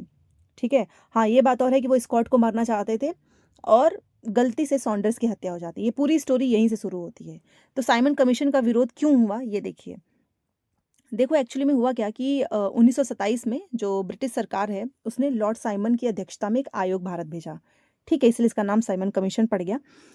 आयोग में कोई भारतीय सदस्य शामिल नहीं था, जिससे देश में असंतोष फैल गया। देखो, ये आयोग बना था भारतीय के लिए, बेसिकली जो भी पार्टीज़ हैं, पॉलिटिकल पार्टीज़, उनके लिए डिसीजन लेने के लिए। तो उसमें भारतीय तो होना चाहिए ना भाई, कि आप हमारे ही उसका जो है एक तरीके का डिसीजन लेने वाले हो राजनीतिक दलों से रिलेटेड, और कोई भारतीय ही नहीं है। ठीक है? तो इसलिए लोगों ने इसका जमकर विरोध किया कि इसमें कोई भारतीय ही नहीं है, ये वापस जाओ, साइमन गो बैक। ठीक है? सभी राजनीतिक दलों ने आयोग के बहिष्कार का निर्णय लिया। ठीक है? कि इसको बाहर निकालते हैं और पूरे देश में नारे लगते रहे, साइमन गो बैक, साइमन वापस जाओ। ठीक है? तो ये पूरी स्टोरी है। तो इसमें बहुत सारे लोग शामिल थे और उसके बाद से आप जानते ही हो कि इसी में जो है जब लाला लाजपत राय जी की मृत्यु हो जाती है, जिसका बदला आगे लिया जाता है। बाकी जो क्रांतिकारी राष्ट्रवादी की भूमिका क्या थी, तो भगत सिंह, चंद्रशेखर आजाद, सुखदेव और इनके जो भी साथी थे, वो मजदूर और किसानों की क्रांति चाहते थे। मतलब ये चाहते थे कि मजदूरों, किसानों को जो लोग परेशान करते हैं, एक्सप्लॉइट करते हैं, ठीक है, तो इससे ये आज़ादी चाहते थे। और वे औपनिवेशिक शासन और अमीर शोषक वर्गों से भी लड़ना चाहते थे। 1928 में फिरोजा कोटला मैदान में दिल्ली में हिंदुस्तान सोशलिस्ट रिपब्लिकन एसोसिएशन की स्थापना हुई, HSRA। ठीक है? ये पूछा हुआ है, इसलिए मैं आपको बार बार यहाँ बता रही हूँ। दिल्ली में, याद रखिएगा, क्योंकि यहाँ पर कुछ भी मिल सकता है आपको दिल्ली की जगह। ये रहे हमारे भगत सिंह जी। सैंडर्स की हत्या हो जाती है कैसे? देखो, 17 दिसंबर का दिन था 1928। भगत सिंह आज़ाद राजगुरु ने पुलिस अफसर सैंडर्स की हत्या कर दी, गलत पहचान के कारण। ये मारना चाहते थे स्क्वाड को और मर जाता है सैंडर्स। ठीक है? अब इसको मारा क्यों है, याद रखिएगा, क्योंकि सैंडर्स वही अधिकारी था जिसने लाला लाजपत राय पर लाठीचार्ज करवाया था। ये इन लोगों को लगता है ऐसा, बट आपके एनसीईआरटी में स्क्वाड के बारे में दिया नहीं है, तो आपको यही पढ़ना है। लाठीचार्ज के कारण बाद में लाला लाजपत राय जी की मृत्यु हो गई थी। ठीक है? तो गलत पहचान के कारण सैंडर्स जो है वो मर जाता है और ये मारना तो चाहते थे स्क्वाड को। ठीक है? अब हम अपना ज्योग्राफी का देखते हैं, जो इम्पोर्टेंट टॉपिक्स है कुछ, जहाँ से मतलब क्वेश्चंस तो फिक्स है कि ये तो आएगा ही आएगा। तो खगोलीय पिंड के बारे में सबसे पहले देखो, हर बार पूछता है, तो याद रखना कि after sunset the sky looks beautiful. आपने देखा होगा ना कि सूर्यास्त के बाद कितना सुंदर सा दिखता है। और स्टार्टिंग में ना आपको एक दो ऐसे छोटे छोटे तारे दिखते हैं, बाद में इनकी संख्या बढ़ती जाती है और पूरा आकाश ही छोटे चमकीले बिंदुओं से भर जाता है। कुछ बहुत ब्राइट दिखते हैं, तो कुछ एकदम ब्लर सा दिखता है, कुछ एकदम ट्विंकलिंग जैसे टिमटिमाते हुए दिखते हैं, और कुछ स्थिर चमक वाले जैसे चंद्रमा। ठीक है? तो ये खगोलीय पिंड के बारे में आपसे पूछेगा कि खगोलीय पिंड में क्या क्या चीज़ें आती हैं, ये एग्जाम में पूछा हुआ है। ठीक है? अब देखो, चंद्रमा जो होता है वो अलग अलग समय पर आपको ना अलग अलग आकार, आपने कभी फुल मून देखा होगा, हाफ मून, इस तरीके से अलग अलग शेप एंड साइजेस में आपने देखा होगा चंद्रमा को। ठीक है? पूर्णिमा जबकि पूरा चंद्रमा दिखता है, ठीक है, once a month, full moon हम जिसे कहते हैं, और अमावस्या जब चंद्रमा दिखाई नहीं देता है, न्यू मून जिसे हम कहते हैं, ये भी लाइन पूछा हुआ है। अब देखो, दिन में जो है आपको चंद्रमा और तारे नहीं दिखते हैं, इसका मतलब ये थोड़ी नहीं कि वो रहते नहीं है, वो रहते हैं, बट सनलाइट इतनी तेज होती है कि वो हमें दिख नहीं पाते हैं। ठीक है? सूर्य, चंद्रमा और रात में चमकीले वाले वस्तुएं, इसे हम कहते हैं खगोलीय पिंड। और यही क्वेश्चन में पूछा हुआ था कि खगोलीय पिंड में क्या क्या चीजें आती हैं। तो सन हो गया, मून हो गया आपका, और रात में जो भी चमकने वाली वस्तुएं हैं सब सेलेस्टियल बॉडीज में आती हैं। एक चीज जो कि सबसे इंपॉर्टेंट है और वो ये है, अब ये कुछ खगोलीय पिंड बड़े, गर्म और गैसों से बने होते हैं। यही लाइन पूछा था कि सेलेस्टियल बॉडीज जो है वो किससे किससे बना होता है। तो एक में ऑप्शंस में लिखा था कि गर्म और गैस से बने होते हैं, और दूसरे में लिखा था कि ये गर्म और गैस से नहीं बने होते हैं। तो याद रखिएगा, ये गर्म और गैसों से बने होते हैं जो अपनी उष्मा व प्रकाश स्वयं उत्पन्न करते हैं, इसलिए हम इनको स्टार कहते हैं। इनके पास जो है हीट एंड लाइट होती है। तो some celestial bodies are large, hot and made of gases. They emit their own heat and light and they are called stars। ठीक है, और सूर्य भी एक तारा है, ये भी लाइन पूछा हुआ है। तो ये पूरी की पूरी लाइन जो मैं आपको यहाँ पे करा रही हूँ ना, सब कुछ एनसीईआरटी में छपा हुआ है। ठीक है, तो दी गई विशेषताओं के आधार पर खगोलीय पिंड के प्रकार को पहचानो। जब ये आपसे पूछेगा 2022 में ही, तो याद रखिएगा ये गैस के द्वारा बने हुए हैं, अपनी खुद की इनकी रोशनी और गर्मी होती है, और ये बड़े और गर्म होते हैं। इसे आप क्या कहते हो बताओ? इसे हम क्या कहते हैं? स्टार कहते हैं। अभी तो हमने पढ़ा, ये देखो, इन्हें हम क्या कहते हैं? तारा कहते हैं, और इन्हीं की ये क्वालिटीज है। ये क्वेश्चन आपका पूछा हुआ है, घुमा फिरा के ना अलग अलग तरीके से पूछता है। अब हम स्टार के बारे में देखते हैं। देखो, जो स्टार है, नक्षत्र मंडल और ग्रह, रात के समय पे दिखने वाले असंख्य तारे वास्तव में सूर्य के समान होते हैं, लेकिन वे बहुत दूर होने के कारण उनकी उष्मा और प्रकाश हमें महसूस नहीं होती हैं। दूर की वस्तुएं छोटी दिखाई देती हैं, जैसे ऊंचाई पर उड़ता हुआ हवाई जहाज। ठीक है, अब नक्षत्र मंडल के बारे में देखो, कॉन्स्टिलेशंस के बारे में। तो जो तारे होते हैं ना, वो समूह में दिखाई देते हैं, जो कि अलग अलग आकृतियां बनाते हैं, इसे हम कहते हैं नक्षत्र मंडल। ठीक है, अर्सा मेजर या फिर बिग बियर एक प्रसिद्ध नक्षत्र मंडल है, ये भी पूछा हुआ है। इसका एक भाग सप्तऋषि मंडल कहलाता है, इसमें 7 तारे होते हैं। ठीक है, अगर मैं ध्रुव तारा की बात करूं, पोल स्टार, तो देखो प्राचीन समय में ना, आपको भी पता है कि ऐसा डायरेक्शन वगैरह तो कुछ पता था नहीं, तो लोग ना तारों से ही अपनी दिशा का निर्धारण करते थे कि ईस्ट है, वेस्ट है, नॉर्थ है, साउथ है, इस तरीके से। तो ये जो ध्रुव तारा है, ये इनकी हेल्प करता था। क्यों? क्योंकि ध्रुव तारा ना हमेशा उत्तर दिशा में ही निकलता था। ठीक है, और एक जगह ये फिक्स रहेगा, ऐसा नहीं है कि आज उत्तर में है तो कल चला जाएगा कहीं और, नहीं, ये हमेशा ही उत्तर दिशा में रहेगा। ठीक है, एक जगह पे फिक्स था। सप्तऋषि मंडल के 2 तारों को जोड़ने वाली रेखा ध्रुव तारे की ओर इंगित करती थी। यहाँ पे 7 इस तरीके से तारे बनते थे, ये देखो, 1 2 3 4 5 6 7। तो इस तरीके से एक इमेजिनरी लाइन, इस तरीके से लोग ऐसे देखते थे, और यहाँ पर जो एक तारा दिखता था ना, बड़ा बहुत चमकीला सा होता था, तो ये ध्रुव तारा जो कि हमेशा उत्तर में ही निकलता था। तो इससे लोगों को पता चलता था कि अच्छा ये उत्तर है, तो फिर आराम से डायरेक्शंस पता चल जाते थे। ठीक है, तो ये भी क्वेश्चंस आपका पूछा हुआ है कि आसमान में अलग अलग खगोलीय पिंडों के बारे में सही कथन बताइए। तो हम रात में आकाश में असंख्य टिमटिमाते तारों की उष्मा और प्रकाश अनुभव नहीं करते, क्योंकि वे हमसे बहुत दूर हैं। ठीक है, ये आपका 2022 में पूछा हुआ है, एकदम बात सही है। आपको हमें उतनी हीट लाइट नहीं पता चलती ना, क्योंकि वो हमसे बहुत दूर हैं। उसके बाद से उर्सा मेजा तारामंडल 7 तारों का समूह है, जिसे हम सप्तऋषि भी कहते हैं। ध्रुव तारा अपना स्थान बदलता है? नो, ध्रुव तारा अपना स्थान कभी नहीं बदलता है।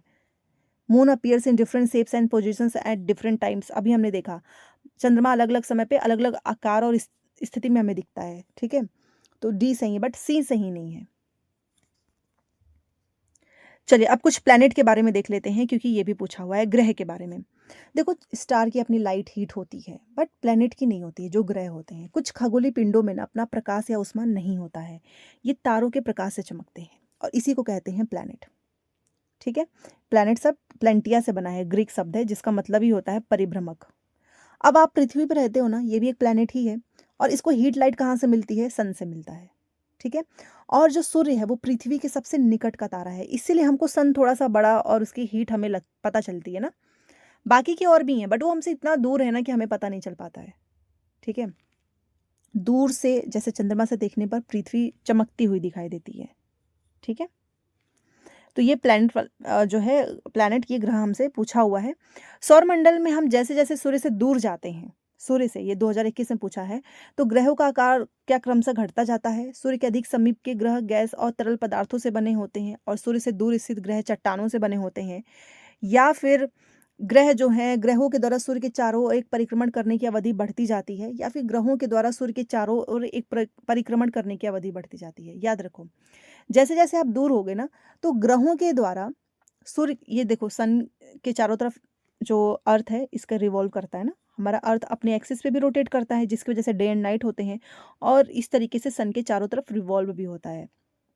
तो यही क्वेश्चन पूछ रहा है कि ग्रह जब जो सूर्य के चारों ओर एक परिक्रमण करने की जो अवधि है ना, वो बढ़ती जाती है जैसे जैसे वो दूर जाते हैं, ठीक है, इस तरीके से।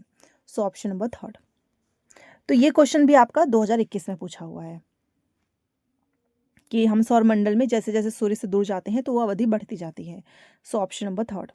अब यहाँ पर हम कुछ अपने इंपॉर्टेंट कॉन्टिनेंट्स के बारे में देख लेते हैं, क्योंकि ये भी एग्जाम में पूछता है। तो देखो, पृथ्वी पर 7 प्रमुख महाद्वीप हैं, ठीक है, और ये ना जल राशि के द्वारा एक दूसरे से अलग है, ठीक है, separated by large water bodies.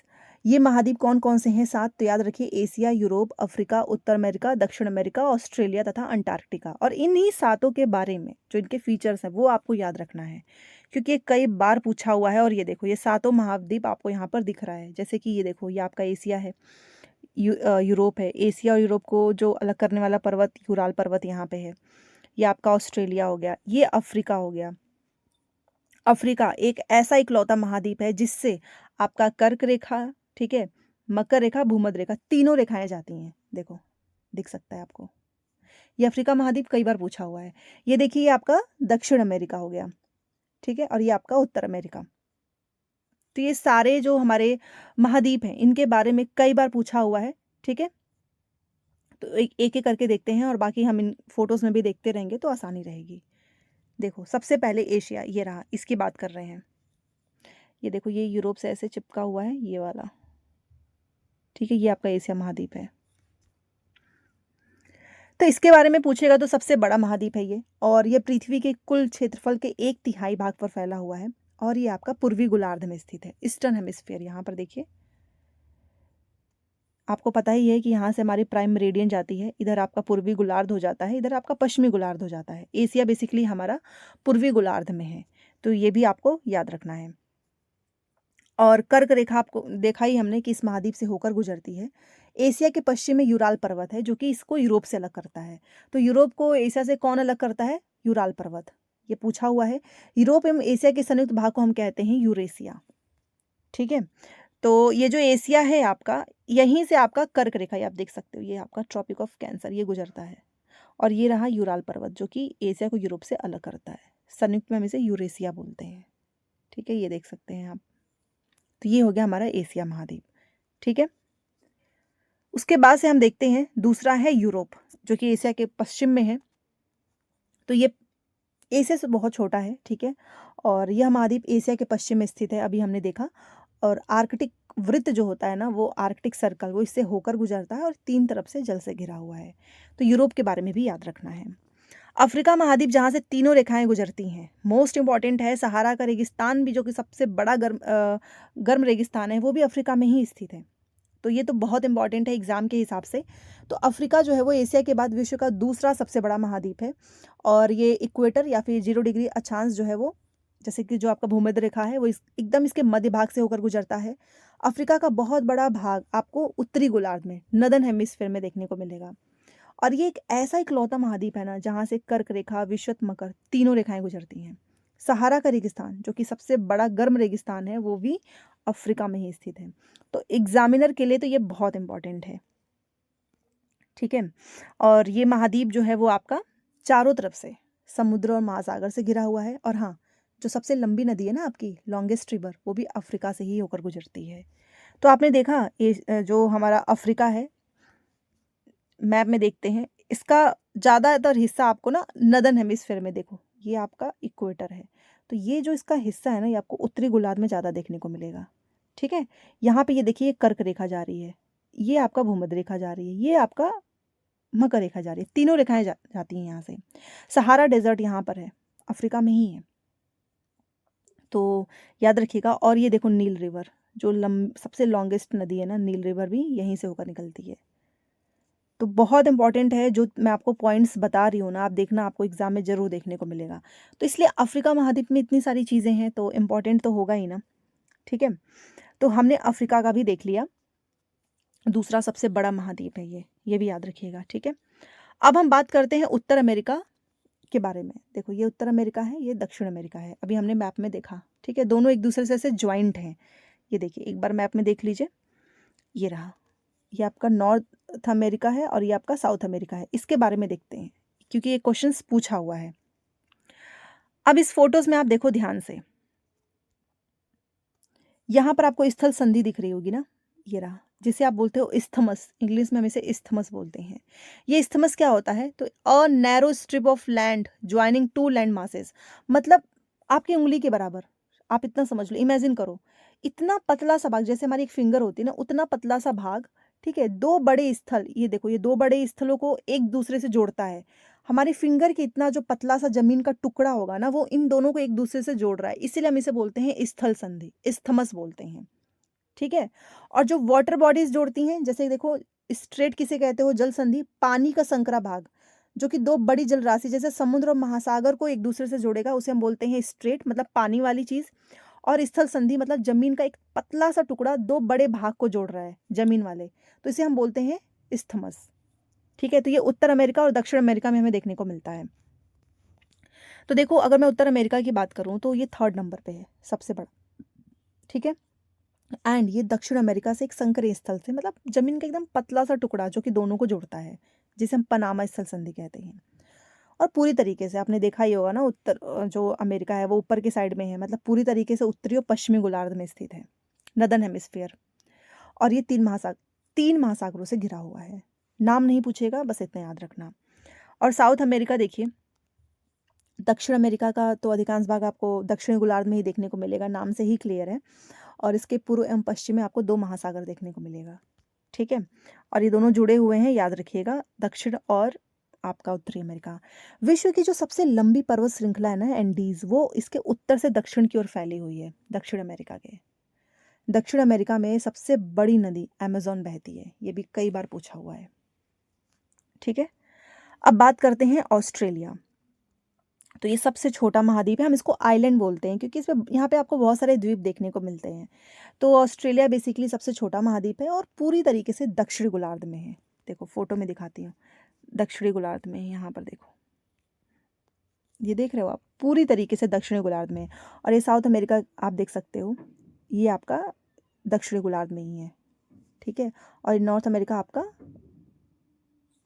उत्तरी गोलार्ध में है, ठीक है, और पश्चिमी, ये भी याद रखना। ऑस्ट्रेलिया देखो यहाँ पर है छोटा सा। और अभी हम अंटार्कटिका के बारे में पढ़ने वाले हैं, ये रहा। तो बहुत सारे आइलैंड है, ठीक है, ऑस्ट्रेलिया में, इसलिए हम इसको आइलैंड भी बोलते हैं।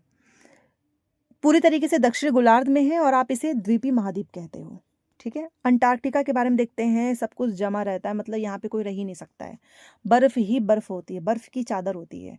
बहुत बड़ा महाद्वीप है जो कि दक्षिण गोलार्ध में ही है, अभी मैंने आपको दिखाया साउथ पोल पे है, ठीक है, इसके मध्य में स्थित है, मोटी बर्फ की परतों से ढका रहता है, कोई यहाँ पे रह नहीं सकता है, इसलिए जो भी कंट्रीज़ है ना, उनके यहाँ पे रिसर्च स्टेशन है। अगर मैं भारत की बात करूँ तो मैत्री तथा भारती। तो ये 7 कॉन्टिनेंट याद रखिएगा, पूछा हुआ है। अब हमने महाद्वीप तो पढ़ लिया, लेकिन अब आपको ना महासागर भी पढ़ना होगा, क्योंकि भाई कुछ भी पूछा जा सकता है और मैं तो आपको इम्पोर्टेंट करा ही रही हूँ।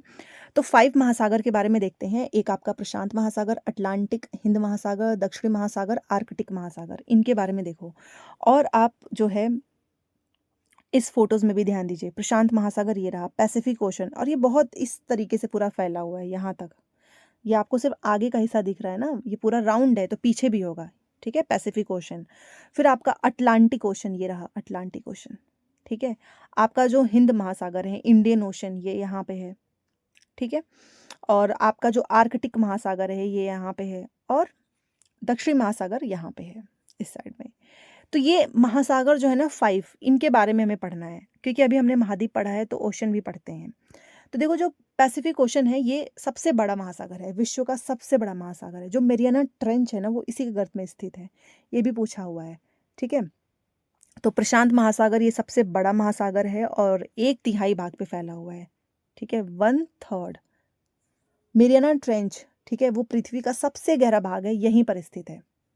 और पैसिफिक ओशन मैंने आपको दिखाया था ना, यहाँ से लेके पूरा ऐसे था, क्योंकि इसका पूरा सर्कुलर है इसका आकार। अगर आप देखो पैसिफिक ओशन तो पूरा वृत्ताकार में है, इसके चारों ओर आपको एशिया, ऑस्ट्रेलिया, उत्तर अमेरिका और दक्षिण अमेरिका भी स्थित हैं इस महासागर के। ये जो हमारा कॉन्टिनेंट है जिसके बारे में अभी हमने पढ़ा। अगर मैं अटलांटिक महासागर की बात करूँ तो ये इस तरीके का कुछ दिखता है। कितनी ये दंतुरित आपको इस तरीके से दिख रहे होंगे, जो कि नेचुरली है पोर्ट वगैरह के लिए ना बहुत अच्छा माना जाता है। और ये बिज़ीएस्ट आपको ओशन मिलेगा क्योंकि ट्रेडिंग के लिए बहुत अच्छा है ये, ठीक है, अटलांटिक महासागर।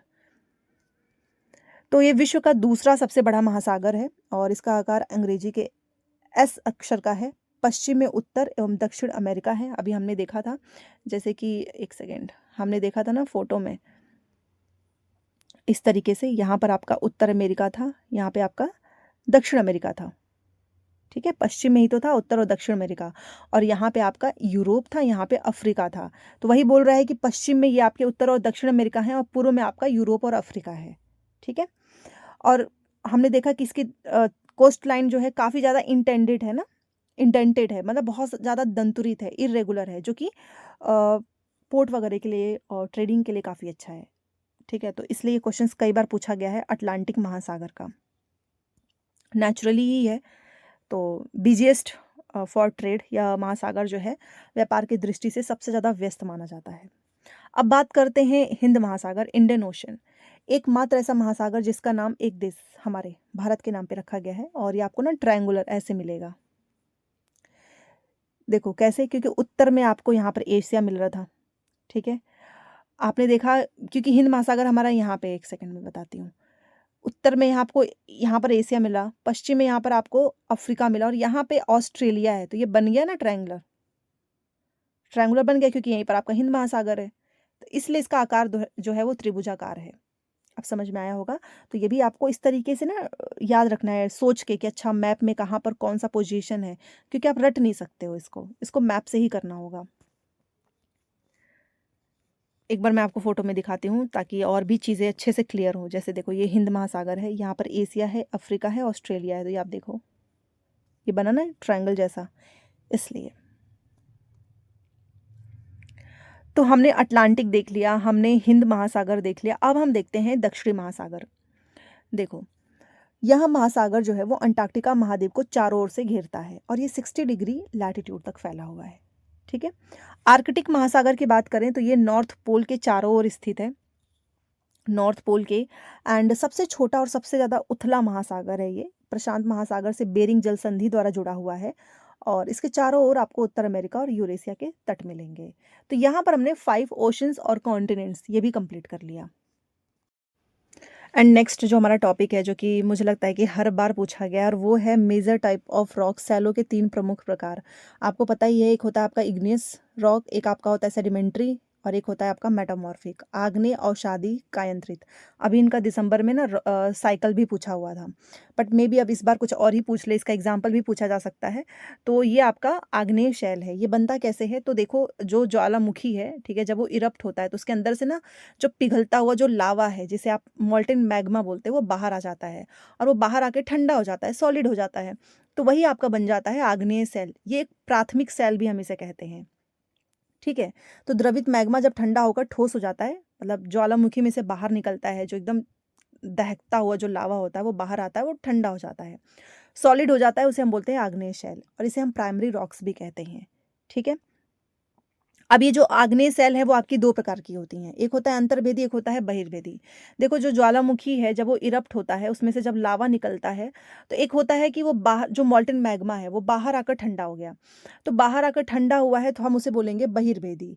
कई बार क्या होता है कि वो बाहर आता ही नहीं है, वो अंदर ही धीरे धीरे ठंडा होता है, तो उसे हम बोलते हैं अंतर्भेदी, बस और कुछ नहीं है इसमें। तो यही बहिर्वेदी, आग्नेय शैल, इनके एग्जाम्पल्स पूछेगा। तो लावा जब पृथ्वी की सतह पर आता है तो वो तेजी से ठंडा हो जाता है, तो हम उसे बहिर्वेदी बोलते हैं। और तेजी से ठंडा हुआ है तो इसकी संरचना महीन दानों वाली होती है। इसका एग्जाम्पल कौन सा है, कई बार आग्नेय शैल का ही बस एग्जाम्पल पूछेगा, बहिर्वेदी नहीं लिखा रहेगा तो भी आपको बेसाल्ट बताना है, और जब बहिर्वेदी पूछेगा तो भी आपको बेसाल्ट ही बताना है, क्योंकि है तो आग्नेय शैल ही ना, तो बेसाल्ट है। जो आपका दक्कन का पठार है ना, वो बेसाल्ट सैलों से ही बना है, ठीक है। कई बार जो ज्वालामुखी का जो लावा है वो बाहर नहीं निकल पाता है, वो अंदर ही, क्रस्ट के अंदर ही ठंडा होता है, तो हम इसे कहते हैं अंतर्भेदी। धीरे धीरे ठंडा होने से इनकी जो संरचना है वो बड़े दानों वाले हो जाती है। देखो बाहर आएगा जल्दी ठंडा होगा तो छोटे छोटे दाने होंगे, ग्रेन्यूल्स, अंदर ही ठंडा होगा, टाइम लगेगा तो बड़े बड़े दाने हो जाते हैं, जिसे हम कहते हैं ग्रेनाइट। एग्जाम्पल है इसका, ग्रेनाइट से जो ग्राइंडिंग स्टोन्स ये सब बनाए जाते हैं, ठीक है, तो ये एग्जाम्पल याद रखो। वैसे आग्नेय सेल के एग्जाम्पल बेसाल्ट और ग्रेनाइट दोनों ही हैं। ठीक है, अब देखो ये जो अवसादी सेल आपका बना है, ठीक है, जो चट्टान है, ये मान लो, अभी क्या होगा, ये टूट कर छटक कर इधर उधर हवा और जल से एक जगह से दूसरी जगह पर चले जाएंगे, यहाँ पर छोटे छोटे टुकड़ों में। ठीक है, अब यहाँ पर ना धीरे धीरे लेयर बनेगी, क्योंकि हवा और जल के द्वारा ये डिपॉजिट हो जाते हैं। रहता अग्नि शैल का ही है, बट ये छोटा छोटा चट्टान का टुकड़ा यहाँ पर आ गया। ठीक है, लेयर बाय लेयर ना ये डिपॉजिट होते जाते हैं, और कई बार एक लेयर बना, इसके ऊपर प्लांट्स और एनिमल्स की जो बॉडीज होती है वो रह जाती है, फिर इसके ऊपर से एक और लेयर आ जाती है पत्थरों की। तो फॉसिल्स जो जीवाश्म बनते हैं वो भी इसी में बनते हैं, औषधि सेल में ही बनते हैं। तो इनका निर्माण कैसे होता है, तो चट्टानों के जो टुकड़े आते हैं, जब वो हवा जल के द्वारा डिपॉजिट हो जाते हैं कहीं और जाकर, और लेयर बाय लेयर बन जाते हैं, इनके बीच में प्लांट्स एंड एनिमल्स के फॉसिल्स भी पाए जाते हैं। इसे ही हम बोलते हैं सेडिमेंट्री रॉक्स। ठीक है, तो सेडिमेंट्री रॉक्स आप देख सकते हो, सेल छोटे छोटे टुकड़ों या अवसाद में बदल जाता है। ठीक है, और ये जो अवसाद है बेसिकली ये हवा जल के द्वारा डिपॉजिट होते हैं, मतलब एक स्थान से दूसरे स्थान पर पहुंचते हैं और जमा हो जाते हैं। बहुत ज़्यादा दबाव कठोरता के कारण ये परतों में सेल बन जाती हैं। ठीक है, मतलब लेयर बाय लेयर्स हो जाते हैं। जैसे कि एग्जांपल इसका हो गया सैंडस्टोन। अच्छा, ये एक ऐसा इकलौता है जिसमें पौधे और जंतुओं के जीवाश्म पाए जाते हैं, और शादी सेल में फॉसिल्स पाए जाते हैं, ये भी याद रखना। ये इस तरीके का है, और शादी सेल देख सकते हैं आप। तो ये भी चट्टानी होता है, बस अलग अलग टाइप्स हैं। अब जो आग्नेय बना था और शादी बना था, जब उसपे बहुत ज़्यादा हीट और प्रेशर पड़ता है ना, तो उसका रूप बदल जाएगा, और वही बदला हुआ रूप होता है आपका मेटामॉर्फिक। तो आग्नेय अवसादी सेल जब उच्च ताप और दाब में बदल जाती हैं, तो हम इसे कहते हैं कायांतरित सेल। इसका एग्जाम्पल याद रखो, चिकनी मिट्टी से स्लेट बन जाता है, चूना पत्थर से मार्बल। तो ये भी पूछा हुआ है, ये तीनों के तीनों। और जो भी ये रॉक्स हैं, हम इसका यूज़ बहुत तरीके से करते हैं, घर बिल्डिंग्स बनाने में, खेलने में भी, गिट्टी वगैरह जो पिट्टू खेलते थे ना, उन सभी में करते हैं। ठीक है, बाकी इग्नियस का मतलब क्या होता है, तो इग्नियस लैटिन शब्द इग्निस से निकला है, जिसका मतलब होता है आग, फायर। सेडिमेंट्री आपका सेडिमेंटम से निकला है, इसका मतलब होता है स्थिर होना। मेटामॉर्फिक आपका नाम से ही क्लियर है, रूप परिवर्तन हो जाना, ग्रीक शब्द मेटामॉर्फिक से बना हुआ है। और जीवाश्म आपसे पूछेगा, तो जो रॉक्स में जो दबे मृत पौधे और जंतुओं के जो अवशेष होते हैं ना, उसे हम कहते हैं फॉसिल्स। तो ये सारी चीज़ें पूछी हुई हैं। देखो, आपको जानकर आश्चर्य होगा कि एक प्रकार की सेल जो होती है वो निश्चित दशाओं में दूसरी सेल में बदल जाती है, मतलब चेंज होते रहते हैं, रॉक साइकिल्स। जैसे देखो ये रहा, एक सेल ना दूसरी सेल में चेंज जो होता है उसी को हम कहते हैं रॉक साइकिल। ये देखिए, एग्जाम में पूछा हुआ है, ये देखो, ये आपका है ज्वालामुखी, मतलब वॉल्केनो है। यहाँ से देखो ये मैग्मा इस तरीके से बाहर आता है, ठंडा हो जाता है, आग्नेय सेल बनता है। ये जो आग्नेय सेल है वो छोटे छोटे टुकड़ों में इस तरीके से टूट जाता है। ठीक है, और टूटकर हवा और जल के द्वारा यहाँ पर डिपॉजिट हो जाता है, लेयर बाय लेयर फॉसिल्स भी पाए जाते हैं, जो कि बनता है औषधि सेल। फिर से इस पे बहुत ज़्यादा इन दोनों पे हीट और प्रेशर के कारण इनका रूप बदल जाता है, और ये बन जाता है कायांतरित सेल, मेटामॉर्फिक। एंड अगेन जो है बहुत ज़्यादा अत्यधिक दाब और जो है ताप के कारण ये जो कायांतरित सेल है, ये अगेन मैग्मा में परिवर्तित हो जाता है। ठीक है, फिर ये मैग्मा जो है फिर से ये आग्नेय सेल बनाएगा, फिर औषधि सेल बनाएगा, फिर कायांतरित सेल। तो ये साइकिल इस तरीके से चलता रहता है, जैसे आपका वाटर साइकिल होता है ना, सेम उसी तरीके से ये भी पूरा साइकिल इनका चलता रहता है। वही सेम चीज़ यहाँ पर लिखी हुई है। अब हम पढ़ते हैं एग्रीकल्चर, जो कि मोस्ट इम्पॉर्टेंट टॉपिक है, और यहाँ से आपने देखा होगा कि हाल फिलहाल में बहुत सारे क्वेश्चंस पूछे गए हैं। तो कृषि के प्रकार देखिए, जो आपका हमारा जो जियोग्राफिकल कंडीशंस हैं, जो डिमांड है, ठीक है, जो लेबर, जो टेक्नोलॉजी है, इसके आधार पे हमने दो प्रकार से बांटा हुआ है। ठीक है, एक आपका होता है सब्सटेंस फार्मिंग, निर्वाह कृषि, मैच ऑफ द फॉलोइंग में भी पूछा था। एंड एक आपका होता है कमर्शियल फार्मिंग, वाणिज्यिक कृषि।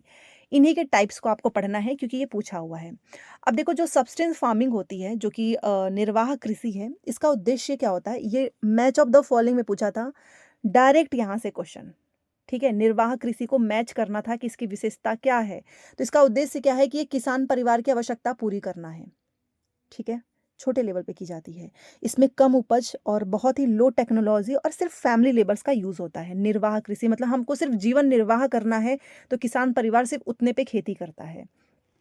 अब ये जो निर्वाह कृषि है ना, इसको भी 2 श्रेणियों में बाँटा गया है। एक आपका होता है गहन निर्वाह कृषि, इंटेंसिव सब्सटेंस फार्मिंग। एक होता है आपका आदिम निर्वाह कृषि, प्रिमिटिव सब्सटेंस फार्मिंग। और ये जो चीज़ें मैं आपको यहाँ पे बता रही हूँ ना, ये डायरेक्ट पूछा हुआ है। तो निर्वाह कृषि को भी हमने 2 पार्ट्स में बाँट दिया। अब देखो, गहन निर्वाह कृषि नाम से भी आप समझ सकते हो, इंटेंसिव, इंटेंसिव सब्सटेंस फार्मिंग मतलब छोटे से ज़मीन के टुकड़े पे होगा, छोटे से भूखंड पर होता है, अधिक श्रम, बहुत मेहनत लगती है और साधारण जो सिंपल से टूल्स होते हैं ना, उससे ये खेती की जाती है।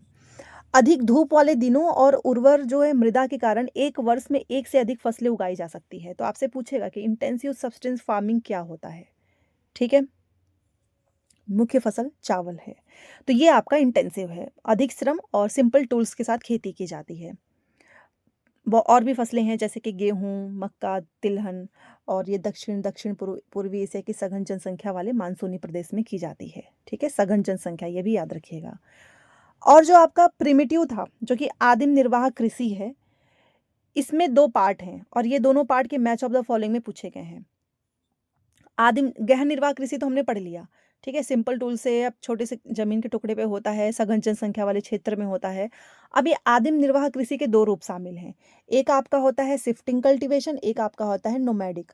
शिफ्टिंग कल्टीवेशन में बेसिकली जंगल का एक छोटा-सा टुकड़ा जो है, पेड़ वगैरह काटेंगे, उसको जला देंगे, राख को ज़मीन में मिलाकर यहाँ पे खेती करेंगे। फिर से यहाँ इस ज़मीन को 2 से 3 साल तक उपजाऊ होने के लिए छोड़ देंगे, फिर अगेन दूसरे जगह पे जाएँगे, पेड़ काटेंगे, खेती करेंगे। ये इनका काम है शिफ्टिंग कल्टीवेशन में, ठीक है? स्थानांतरित कृषि। बट जो ये नोमैडिक हर्डिंग होता है, इसमें लोग अपने व्यक्ति और पशु दोनों एक स्थान से दूसरे स्थान पर जाते हैं। दोनों का डिफरेंस याद रखना, क्योंकि ये दोनों ही आदिम निर्वाह कृषि का ही पार्ट है। तो ये देखो, शिफ्टिंग कल्टीवेशन, ये आपको ज़्यादातर बेसिन, अमेज़न बेसिन, क्योंकि घना जंगल होता है, वहाँ पर काट के खेती करते हैं। उष्णकटिबंधीय अफ्रीका, दक्षिण पूर्व एशिया, उत्तर पूर्वी भारत में प्रचलित है। सिंपल, पेड़ को काटेंगे, जलाएँगे, भूमि साफ करेंगे, ठीक है? और वो जो राख होगा उसको मिट्टी में मिलाकर मक्का, रतालू, आलू, कसावा जैसी फसलें उगाते हैं, ठीक है? देखो, वैसे तो फसलें बहुत सारी यहाँ पर की जाती हैं, बट मुख्य फसल में आपका ये जो कसावा, टैपियोका, इस तरीके से फसलें उगाई जाती हैं, ठीक है? मक्का, रतालू भी होता है, बट ये पूछा हुआ है। भूमि की उर्वरता समाप्त होने पर फिर से खेत को छोड़ देते हैं और फिर किसान नए भूखंड पर चले जाते हैं। इसी को हम कहते हैं स्लैश एंड बर्न, कर्तन और दहन कृषि। मतलब एक जगह पे काटो, जलाओ, खेती करो, अगेन दूसरे जगह पर, ठीक है? ये खेती करने के लिए एक जगह से दूसरे जगह पे जाते हैं। मतलब एक ज़मीन के हिस्से को काटेंगे, वहाँ पे खेती करेंगे, फिर 2-3 साल तक छोड़ देंगे, ताकि फर्टाइल बना रहे। अब ये जो इसी का जो दूसरा हमारा पार्ट है, चलवासी पशुचारण, नोमैडिक हर्डिंग, ये पूछा हुआ है एग्जाम में। ये आपको सहारा के अर्धशुष्क व शुष्क क्षेत्र, मध्य एशिया, राजस्थान, जम्मू कश्मीर में ज़्यादा देखने को मिलेगा। इसमें क्या करते हैं ना, जो पशुपालक हैं, वो अपने पशुओं के साथ चारे और पानी की खोज में घूमते रहते हैं। यहाँ पर इंसान अकेले नहीं जा रहा है, वो अपने पशुओं के साथ जा रहा है, चारे और पानी की खोज में, ठीक है? इसलिए हम इसको नोमैडिक हर्डिंग बोलते हैं। और ये एक्टिविटी आपको ज़्यादातर जलवायु बाधा, मतलब जब क्लाइमेट वगैरह चेंज होता है, भू आकृति की कठिनाइयों से विकसित होते हैं। मुख्यतः इसमें पशु आपको ऊँट, भेड़, मवेशी, याक, बकरियाँ देखने को मिलेगा, जो कि दूध, मांस, ऊन, खाल आदि प्रदान करते हैं। तो नोमैडिक में व्यक्ति पशु के साथ एक स्थान से दूसरे जगह पे जा रहा है। शिफ्टिंग कल्टीवेशन खेती करने का प्रोसेस है। दोनों का डिफरेंस याद रखना, ठीक है? और उसके बाद से आपका आता है कमर्शियल। नाम से ही क्लियर है कि बहुत बड़े लेवल पे होता है, अच्छा खासा इसमें पैसे, पूँजी भी लगती है और फ़ायदा भी अच्छा होता है इसमें, ठीक है? तो इसमें क्या होता है कि फसल उत्पादन और पशुपालन बाज़ार में सेल के उद्देश्य से किया जाता है। इसमें मतलब बड़े से कृषि क्षेत्र, अधिक अच्छा खासा पैसा लगेगा और मशीनों का इसमें ज़्यादा यूज़ होता है, टेक्नोलॉजी का। और ये 3 प्रकार से हैं। देखो, एक आपका कमर्शियल ग्रेन फार्मिंग है, एक आपका मिक्स्ड फार्मिंग है और एक आपका प्लांटेशन एग्रीकल्चर है। तो ये तीनों के बारे में भी पढ़ लेते हैं, क्योंकि ये पूछा हुआ है। अब जैसे आपका जो कमर्शियल फार्मिंग है, ठीक है? कमर्शियल जो एग्रीकल्चर है, इसमें फसल और पशुपालन बाजार में बिक्री हेतु करते हैं, मतलब बेचने हेतु। इसके लिए बड़े खेत, अधिक पूंजी और मशीनों का उपयोग किया जाता है। वाणिज्यिक कृषि के 3 मुख्य प्रकार हैं। वाणिज्यिक अनाज कृषि, कमर्शियल ग्रेन, ये आपका मिक्स्ड फार्मिंग और प्लांटेशन। एक-एक करके इनके बारे में पढ़ते हैं। अब देखो, जो ग्रेन कृषि है, जो मतलब अनाज कृषि है, वाणिज्यिक अनाज कृषि है, इसमें क्या होता है? तो इसमें मतलब कमर्शियल पर्पज़ ही होता है। फसलें इसलिए उगाई जाती हैं कि उनसे व्यापार किया जा सके, और मुख्य फसलें आपकी गेहूँ व मक्का होती हैं। और आपका उत्तर अमेरिका, यूरोप, एशिया के शीतोष्ण घास के मैदान में सैकड़ों हेक्टेयर वाले बड़े फार्म और विरल जनसंख्या जगह वाले जगह पर होता है ये। अत्यधिक ठंड के कारण वर्ष में केवल एक ही फसल उगाई जाती है। ठीक है? एंड जो आपका मिक्स्ड फार्मिंग होता है, तो ये एक ही खेत में, जैसे कि भोजन फसलें हो गई, चारे की फसलें हो गई, पशुपालन किया जाता है। मतलब यहाँ पे सारी तरीके की चीज़ें एक ही जगह पे की जाती हैं। भूमि का अच्छे से उपयोग और नियमित आयात यहाँ पर जो है, आय जो है वो सुनिश्चित होती है, और ये यहाँ पर होते हैं। वैसे इनके नाम मत याद रखना, बस इनकी ये 2 क्वालिटीज़ याद रखना। ठीक है? एंड देन आते हैं रोपड़ कृषि पे, प्लांटेशन। देखो, बड़े भूभाग पर एकल फसल जो है वो उगाई जाती है, मतलब एक सिंगल क्रॉप। ठीक है? मोनोक्रॉप उगाई जाती हैं, और एक टाइम पे, ऐसा नहीं है कि सब एक ही साथ कर लेंगे, एक टाइम पे एक। अब इसमें कि अगर मेन क्रॉप्स की मैं बात करूँ, तो आपका हो गया चाय, कॉफ़ी, काजू, रबर, केला, ये। इसमें मेहनत भी बहुत लगता है और पैसे भी ज़्यादा लगते हैं। ठीक है? ये जो आपका प्लांटेशन है, क्योंकि processing is done on the farm और इन नियर बाई फैक्ट्रीज़, मतलब आस-पास के कारखानों में ही किया जाता है इसकी जो भी प्रोसेसिंग है। और ट्रांसपोर्ट नेटवर्क का विकास अत्यंत आवश्यक है एक जगह से दूसरी जगह पे भेजने के लिए। और बेसिकली ये आपका ट्रॉपिकल रीजन्स में ज़्यादा होता है, इसके मुख्य क्षेत्र हैं। ठीक है? और ये भी आपका पूछा हुआ है कि मलेशिया जो है वो रबर के लिए, ब्राज़ील कॉफ़ी के लिए, और भारत व श्रीलंका चाय में आगे हैं। ठीक है? चलो, और जो आपका ये शिफ्टिंग कल्टीवेशन होता है ना, जो स्थानांतरित कृषि, इसका अलग-अलग जगह पे ना एक ही सेम चीज़ का अलग-अलग नाम है। जैसे कि कहीं पर शिफ्टिंग कल्टीवेशन को उत्तरी पूर्वी भारत में झूमिंग खेती के नाम से जानते हैं। मिल्पा में मौ से याद रखो मैक्सिको, रोका एंगेजमेंट में ब्राज़ील वाला गाना बजता है ना, उसे याद रखो। ठीक है? कि ब्राज़ील में रोका के नाम से जानते हैं। और लदांग, लदांग हम कहते हैं शिफ्टिंग कल्टीवेशन, लदांग मलेशिया में। ठीक है? अब कुछ मेजर क्रॉप्स हैं, इनके आपसे पूछेगा कि ये फसलें किस तरीके से कहाँ-कहाँ पर उगाई जाती हैं। देखो, एक आपकी होती है फाइबर क्रॉप्स, जैसे कि जूट और कॉटन। एक आपकी होती है जो पीने वाले, जो बेवरेज क्रॉप्स होती हैं, जैसे कि चाय और कॉफ़ी। ठीक है? एक आपका जो मेजर फूड होते हैं, जैसे कि गेहूँ, चावल, मक्का, बाजरा। तो ये आपसे पूछेगा कि किस तरीके की मिट्टी में, किस तरीके के क्लाइमेट में होते हैं। तो ये मैं आपको ज़रूर कराऊँगी, क्योंकि ये कई बार पूछा हुआ है। जैसे कि अगर मैं चावल की बात करूँ, तो देखो चावल जो है वो एक तरीका का मेजर फूड है हमारा। ठीक है? और ये कहाँ पर होता है, इसका रीज़न याद रखना, ये आपको ट्रॉपिकल एंड सब ट्रॉपिकल रीजन में देखने को मिलता है, उष्णकटिबंधीय व उपोष्णकटिबंधीय। चावल के लिए ना सब कुछ हाई चाहिए, बस इतना याद रखो, हाई टेम्परेचर, हाई ह्यूमिडिटी और हैवी रेनफॉल। ये तीनों हैवी है चावल के लिए। किस तरीके की मिट्टी में होता है, तो जलोढ़ मिट्टी में। ठीक है? जिसमें वाटर रिटेंशन काफ़ी अच्छा खासा खासा होता है, वहाँ पर ये उगता है। चावल अगर देखा जाए तो चीन में प्रथम, और उसके बाद से भारत, जापान, श्रीलंका, ये हैं। बट ये याद रखो कि किस तरीके के रीजन में होता है और कितना इसको टेम्परेचर चाहिए, क्योंकि यही पूछेगा। सेम उसी तरीके से अगर मैं गेहूँ की बात करूँ, तो गेहूँ को सब कुछ हाई नहीं चाहिए, मॉडरेट चाहिए इसको। Moderate temperature, moderate rainfall. हाँ, कटाई के समय पे धूप अच्छी होनी चाहिए। तो इसको देखो, मॉडरेट टेम्परेचर, मध्यम तापमान और वर्षा, मतलब मीडियम में चाहिए इसको। किस तरीके की मिट्टी में होता है, तो दोमट मिट्टी में। ठीक है? और भारत में गेहूँ शीत ऋतु का प्रमुख फसल है। रबी सीजन है ना ये, रबी सीजन का। बस ये 2-3 चीज़ें याद रखो। देश, कंट्रीज़ के नाम नहीं याद करोगे तो भी चलेगा। अब जैसे मिलेट्स, जो मोटा अनाज है, ये बाजरा हो गया, ये सारी चीज़ें, ज्वार, रागी, ये किस तरीके की मिट्टी में होते हैं, तो कम उपजाऊ व बलुई मिट्टी मिट्टी में भी उग सकते हैं ये। इनको टेम्परेचर कैसा चाहिए, तो कम वर्षा, लो रेनफॉल, मध्यम व उच्च तापमान, मतलब मॉडरेट टू हाई टेम्परेचर, और अच्छी खासी धूप। ठीक है? और हमारे ज्वार, बाजरा, रागी, ये मिलेट्स में आते हैं। नाइजीरिया, चीन, नाइजर, ये इसके प्रोड्यूसर्स कंट्रीज़ हैं। ठीक है? अब मक्का की बात करते हैं, तो मक्का मौ से याद रख लो, इसको मध्यम तापमान चाहिए, पर्याप्त वर्षा चाहिए, बारिश तो अच्छी खासी चाहिए, और ज़्यादा धूप। ठीक है? ये उपजाऊ व सुअपवाहित मिट्टी में होता है मक्का। कपास की बात करते हैं, क्योंकि कपास कई बार पूछा हुआ है। कॉटन जो कि है, इसको देखो, हाई टेम्परेचर चाहिए और हल्की वर्षा, लाइट रेनफॉल, मतलब 200 से 210। ठीक है? पाला रहित दिन आवश्यक है, मतलब फ्रॉस्ट फ्री डेज में होता है, लेकिन टेम्परेचर इसको हाई चाहिए। ठीक है? ब्राइट और सनसाइन, मतलब कि तेज और चमकीली धूप इसे चाहिए कपास को। काली मिट्टी और जलोढ़ मिट्टी में बेस्ट होता है ये। मुख्य इसके देश हैं चीन, अमेरिका, भारत, पाकिस्तान, ब्राज़ील। सूती वस्त्र उद्योग के लिए एक प्रमुख रॉ मटेरियल है कॉटन, इसी से तो बनता है।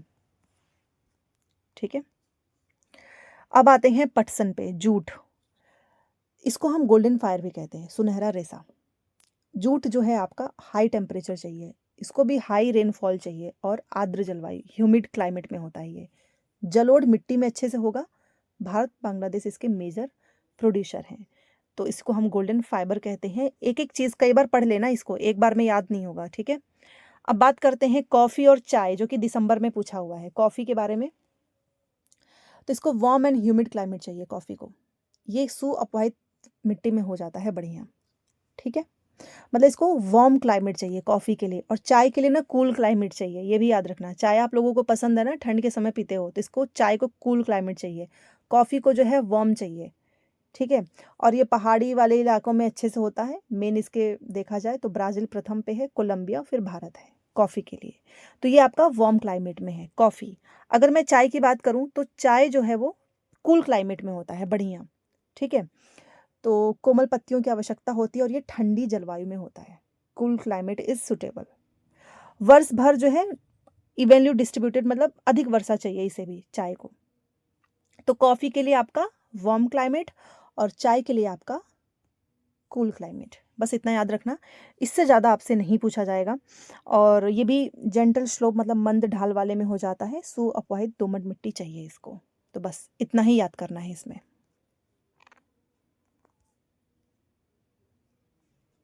तो अब हम पॉलिटी का देखते हैं, जो कि कुछ इंपॉर्टेंट चैप्टर है जहाँ से क्वेश्चंस तो हर बार पूछा गया है, जिसमें आपका भारतीय संविधान। देखो, सबसे पहले तो क्वेश्चन यही पूछेगा कि हमें संविधान की ज़रूरत क्यों पड़ती है, संविधान की इम्पोर्टेंस क्या है। तो देखिए, आज दुनिया के ज़्यादातर कंट्रीज़ के पास अपना संविधान है। आमतौर पर जब भी हम लोकतांत्रिक देश के बारे में सोचते हैं तो हम ऐसा उम्मीद करते हैं कि उनके पास तो उनका खुद का कॉन्स्टिट्यूशन होगा ही।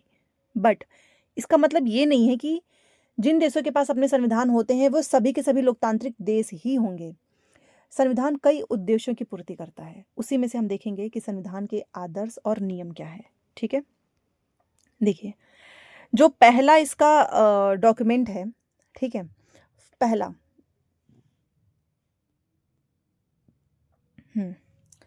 तो पहला क्या है संविधान के आदर्श और नियम में, कि यह दस्तावेज उन आदर्शों को सूत्रबद्ध करता है जिनके आधार पर नागरिक अपने देश को अपनी इच्छा और सपनों के अनुसार रच सकते हैं।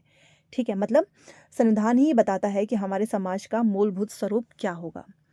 देश के भीतर आमतौर पर कई कम्युनिटी होते हैं, उनके बीच कई बातें समान होती हैं, लेकिन जरूरी नहीं कि वे सारे मुद्दे पर एक दूसरे से सहमत हों।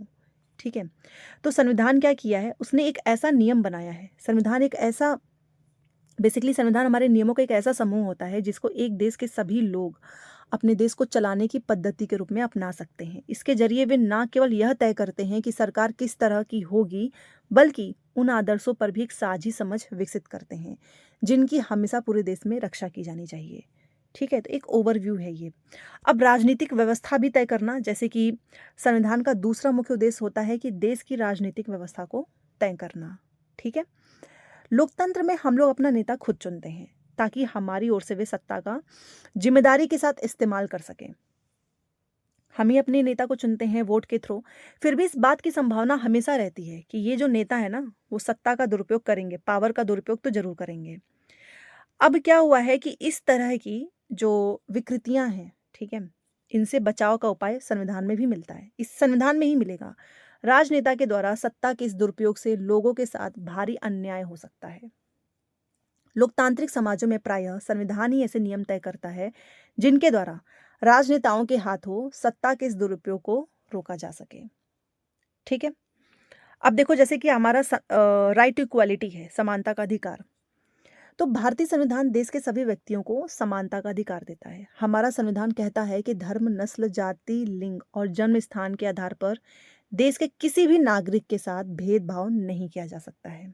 इस प्रकार समानता का अधिकार भारतीय संविधान में दिया गया एक मौलिक अधिकार है। तो याद रखना, आपका जो राइट टू इक्वालिटी है ना, ये क्या है, is a fundamental right provide in the Indian constitution. ये एक मौलिक अधिकार है। ठीक है, समानता का अधिकार हमारे संविधान में दिया गया एक, कि ये तो हमारा मौलिक अधिकार है। ठीक है, अल्पसंख्यकों की सुरक्षा के लिए भी बहुत सारी चीज़ें बनाई गई हैं, प्रोटेक्शंस ऑफ माइनॉरिटीज़। तो लोकतंत्र में संविधान का एक महत्वपूर्ण काम यह होता है कि कोई भी जो पावरफुल इंसान है ना, वो किसी दूसरे या फिर कम पावरफुल को चाहे वो ग्रुप हो या फिर लोगों के खिलाफ अपनी ताकत का इस्तेमाल ना करे। ठीक है? क्योंकि ऑब्वियस सी बात है, जो पावरफुल होगा वो कर सकता है ना। तो इसलिए संविधान का ये एक महत्वपूर्ण काम होता है कि कोई भी ताकतवर समूह जो है वो किसी भी दूसरे या फिर जो नहीं है ताकतवर, उनके खिलाफ अपनी ताकत का इस्तेमाल ना करे। संविधान में दिए गए नियमों से इस बात का ख्याल रखा जाता है कि जो अल्पसंख्यक हैं, जो माइनॉरिटीज़ हैं, इनको किसी ऐसे चीज़ से वंचित ना किया जाए जो कि मेजॉरिटी वाले लोगों के लिए उपलब्ध हो। मतलब ऐसा ना हो कि जो मेजॉरिटी हैं, जो बहुसंख्यक हैं, उनको वो चीज़ें मिल रही हैं और माइनॉरिटीज़ को मिल ही नहीं रही है। तो ऐसे भी नियमों का ध्यान रखा गया है। साथ में अल्पसंख्यक हैं, उस पर बहुसंख्यक की इस निरंकुशता या दबदबे पर प्रतिबंध लगाना भी संविधान का एक महत्वपूर्ण काम है। ठीक है? जिसके लिए बहुत सारे कानून बनाए गए हैं, आप जानते ही हो। अब इसमें 2 चीज़ें याद रखना, एक होता है आपका इंट्रा कम्युनिटी और एक होता है आपका इंटर कम्युनिटी और एक होता है आपका इंट्रा कम्युनिटी। देखो, यह दबदबा एक समुदाय द्वारा दूसरे समुदाय के ऊपर भी हो सकता है। मतलब मान लो कोई एक्स धर्म है, वो वाई पे कर सकता है, ठीक है? अपना पावर दिखा सकता है, जिसे हम बोलते हैं इंटर कम्युनिटी, मतलब एक कम्युनिटी से दूसरे कम्युनिटी में। या फिर एक ही समुदाय के, मतलब कोई एक ही समुदाय के भीतर कुछ लोग क्या करेंगे, दूसरों को दबा सकते हैं पावर से, उसे हम बोलते हैं इंट्रा कम्युनिटी। तो ये दोनों चीज़ें पूछी गई हैं। याद रखना, इंटर का मतलब होता है कि एक समुदाय दूसरे पे दबदबा करेगा, अपना दबाव बनाएगा, और इंट्रा का मतलब होता है कि एक ही समुदाय के कुछ लोग दूसरे लोगों को दबाना चाहेंगे, उसे हम बोलते हैं इंट्रा। ये पूछा हुआ है, इसलिए मैं इसको बार-बार बता रही हूँ। संविधान स्वयं की सुरक्षा, इसका क्या मतलब है? संविधान क्यों होना चाहिए? इसका तीसरा महत्वपूर्ण कारण यह है कि हम खुद को भी अपने आप से बचा सकें। आपको थोड़ा अजीब लग रहा होगा कि खुद को खुद से बचाएं। देखो, इसका मतलब ये है कि कई बार हम किसी मुद्दे पे ना बहुत ही तीखे ढंग से सोचने लगते हैं, और ऐसे विचार हमारे व्यापक हितों के लिए नुकसानदेह हो सकता है। ठीक है? हमारे ब्रॉडर इंटरेस्ट के लिए। तो संविधान हमें ऐसी भावनाओं से बचाने में मदद करता है। संविधान हमें ऐसे फैसले लेने से भी रोकता है, जिनसे उन बड़े सिद्धांतों को ठोस पहुँच सकती है, जिनमें हमारा देश आस्था रखता है, बिलीव करता है। ठीक है? तो संविधान हमारे स्वयं की रक्षा के लिए भी है। देखते हैं कुछ इम्पोर्टेंट, जो कि भारतीय संविधान के जो मुख्य आयाम हैं, जो डायमेंशन है, इनके बारे में। सबसे पहले फेडरलिज्म के बारे में देखते हैं। पूछा हुआ है संघवाद, इसका क्या मतलब होता है? तो इसका मतलब होता है कि देश में एक से ज़्यादा स्तर की सरकार का होना। ठीक है? हमारे देश में राज्य स्तर पर भी सरकार है, केंद्र स्तर पर भी है, और पंचायती राज व्यवस्था, ये इसका तीसरा स्तर है। तो फेडरलिज्म का मतलब होता है कि एक से ज़्यादा स्तर की गवर्नमेंट का होना। ठीक है? साथ में जो संघवाद है, इसके अंतर्गत राज्य केवल केंद्रीय सरकार के प्रतिनिधि नहीं होते, उन्हें भी संविधान से ही अपनी ताकत और अधिकार मिलते हैं। भारत के सभी लोग इन सभी स्तरों की सरकारों द्वारा बनाए गए कानून और नीतियों के अंतर्गत आते हैं। तो ये हो गया आपका फेडरलिज्म, संघवाद, एक से ज़्यादा स्तर की सरकार होना। दूसरा आपका पार्लियामेंट्री सिस्टम आता है। संसदीय जो शासन पद्धति है, सरकार के सभी स्तरों पर प्रतिनिधियों का चुनाव लोग खुद करते हैं। हम अपने प्रतिनिधि को अपने ही वोट के द्वारा चुनते हैं। भारत का संविधान अपने सभी वयस्क नागरिकों को वोट डालने का अधिकार देता है। सार्वभौमिक मताधिकार का मतलब है कि अपने प्रतिनिधियों के चुनाव में देश के सभी लोगों की सीधी भूमिका होती है। ठीक है? इसके अलावा हर व्यक्ति खुद चुनाव लड़ सकता है, चाहे उसकी कोई भी बैकग्राउंड कुछ भी हो। ठीक है? और ये प्रतिनिधि जनता के प्रति जवाबदेह होते हैं। इनकी अकाउंटेबिलिटी होती है कि आपको बताना होगा कोई भी डिसीजन, कुछ भी आपने किया है तो। ठीक है? नेक्स्ट जो डिस्ट्रीब्यूशन ऑफ पावर है, जो शक्तियों का बंटवारा है, इसके बारे में देखते हैं। तो संविधान के अनुसार सरकार के 3 अंग हैं। एक आपका विधायिका, जिसे आप लेजिस्लेचर बोलते हो, कार्यपालिका, जिसे आप एग्जीक्यूटिव बोलते हो, और एक है आपका जुडिशरी, जिसे हम न्यायपालिका बोलते हैं। ठीक है? अब ये जो विधायिका है, जिसे आप लेजिस्लेचर बोलते हो, ये हमारे निर्वाचित प्रतिनिधि होते हैं, इलेक्टेड रिप्रेजेंटेटिव होते हैं। कार्यपालिका कौन होता है? तो वो ऐसे लोगों का समूह है जो कानून को लागू करने और शासन चलाने का काम करते हैं। सरकार बन जाती है, फिर जो प्रधानमंत्री हैं, मुख्यमंत्री हैं, वो अपने खुद के मंत्रियों का चुनाव करते हैं, जो कि ऐसे लोगों का समूह होता है जो कि कानून को लागू करेंगे, शासन चलाने का काम करते हैं। ठीक है? एंड जो न्यायपालिका है, ठीक है, न्यायपालिका की, न्यायालय की जो व्यवस्था है, उसी को हम कहते हैं न्यायपालिका। सरकार किसी भी शाखा के द्वारा सत्ता के दुरुपयोग को रोकने के लिए प्रावधान किया गया है, और इन सभी अंगों की शक्तियां एक दूसरे से अलग होंगी। ठीक है? शक्तियों के इस बंटवारे के आधार पर प्रत्येक अंग दूसरे अंग पर अंकुश रखता है, और इस तरह तीनों अंगों के बीच में सत्ता का संतुलन बना रहता है। तो ये है पूरा आपका जो इसके पार्ट्स मैंने आपको बताए हैं। अब हम देखते हैं इसमें अपने फंडामेंटल राइट्स के बारे में। देखो, मौलिक अधिकार वाला जो खंड है वो भारतीय संविधान की ना अंतरात्मा इसे हम कहते हैं, soul of the Indian constitution हम इसे कहते हैं, मौलिक अधिकार। ठीक है, फंडामेंटल राइट। औपनिवेशिक शासन ने राष्ट्रवादियों के दिमाग में राष्ट्र के प्रति संदेह का भाव पैदा कर दिया था जब कॉलोनियल रूल चल रहा था उस समय। तो इसलिए ना हमेशा से जो हमारे राष्ट्रवादी हैं, जो नेशनलिस्ट हैं, वो ये चाहते थे कि जब हमारा भारत आज़ाद होगा ना, तो यहाँ पर राज्य की सत्ता के दुरुपयोग से बचने के लिए कुछ लिखित अधिकार तो होने ही चाहिए, कुछ रिटेन में होना चाहिए कि ये तो हमारा मौलिक अधिकार है और अगर इसका हनन होता है तो आप उसके लिए कोर्ट में भी जा सकते हो। देखो, ये जो मौलिक अधिकार है ना, ये देश के सभी नागरिकों को राज्य की सत्ता के मनमाने और निरंकुश इस्तेमाल से बचाते हैं। इस तरह संविधान राज्य और अन्य व्यक्तियों के समक्ष व्यक्तियों के अधिकारों की रक्षा करता है। ठीक है, अब बात करते हैं सेकुलरिज्म, धर्मनिरपेक्षता। आप किसी भी धर्म को मान सकते हो, फॉलो कर सकते हो। ठीक है, पूरी आज़ादी है। तो जो धर्मनिरपेक्ष राज्य हम उसे ही कहेंगे ना, जिसमें राज्य अधिकृत रूप से किसी भी धर्म को राजकीय धर्म के रूप में बढ़ावा नहीं देगा। मतलब एक ऑफ़िशियली इसको प्रमोट नहीं कर सकता है किसी भी धर्म को। ठीक है? चलिए, अब हमारे जो भारतीय संविधान में कुछ मौलिक अधिकार जो दिए गए हैं, फंडामेंटल राइट, जो कि सोल है हमारे इंडियन कॉन्स्टिट्यूशन का, उसके बारे में देखते हैं। जैसे कि समानता का अधिकार, राइट टू इक्वालिटी। देखो, कानून की नज़र में हम सब समान हैं।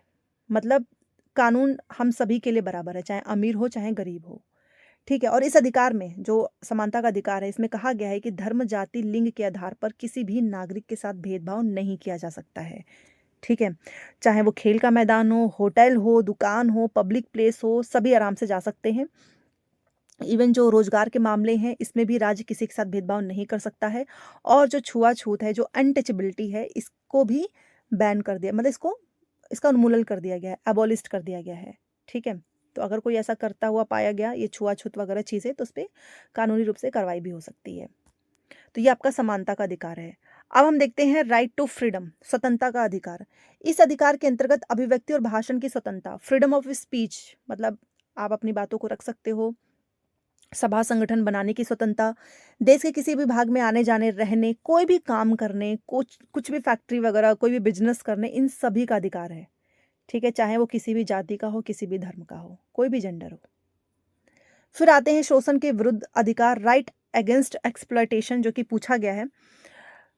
तो संविधान में कहा गया है कि मानव व्यापार, जबरिया श्रम, जो जबरदस्ती मजदूरी कराई जाती है, और 14 वर्ष से कम उम्र के बच्चों को मजदूरी पर रखना अपराध है, वो इसी में आता है। मतलब आप एक्सप्लॉइट नहीं कर सकते हो। ठीक है, देन हम आते हैं धार्मिक स्वतंत्रता के अधिकार पे। सभी नागरिकों को पूरी धार्मिक स्वतंत्रता दी गई है। प्रत्येक व्यक्ति को अपनी इच्छा का धर्म अपनाने और उसका प्रचार प्रसार करने का अधिकार है। ठीक है, मतलब आपको कोई ज़बरदस्ती कोई धर्म फॉलो नहीं करवा सकता। आपको जो मन हो आप वो फॉलो कर सकते हो, प्रचार प्रसार भी कर सकते हो। फिर हम आते हैं सांस्कृतिक और शैक्षणिक अधिकार पे, कल्चरल एंड एजुकेशनल राइट पे। तो देखो, संविधान में कहा गया है कि धार्मिक या भाषाई सभी अल्पसंख्यक समुदाय अपनी संस्कृति की रक्षा और विकास के लिए अपने अपने शैक्षणिक स्थान खोल सकते हैं।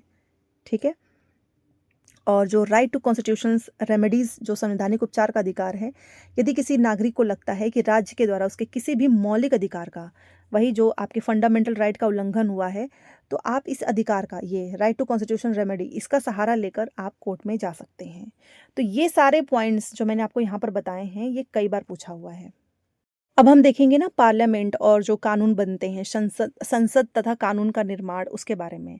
देखो, जो लोग और उनके प्रतिनिधि, अभी हमने थोड़ी देर पहले देखा कि जो लोग हैं वो संसद के लिए अपने प्रतिनिधियों का चुनाव करते हैं। ठीक है, पार्लियामेंट के लिए।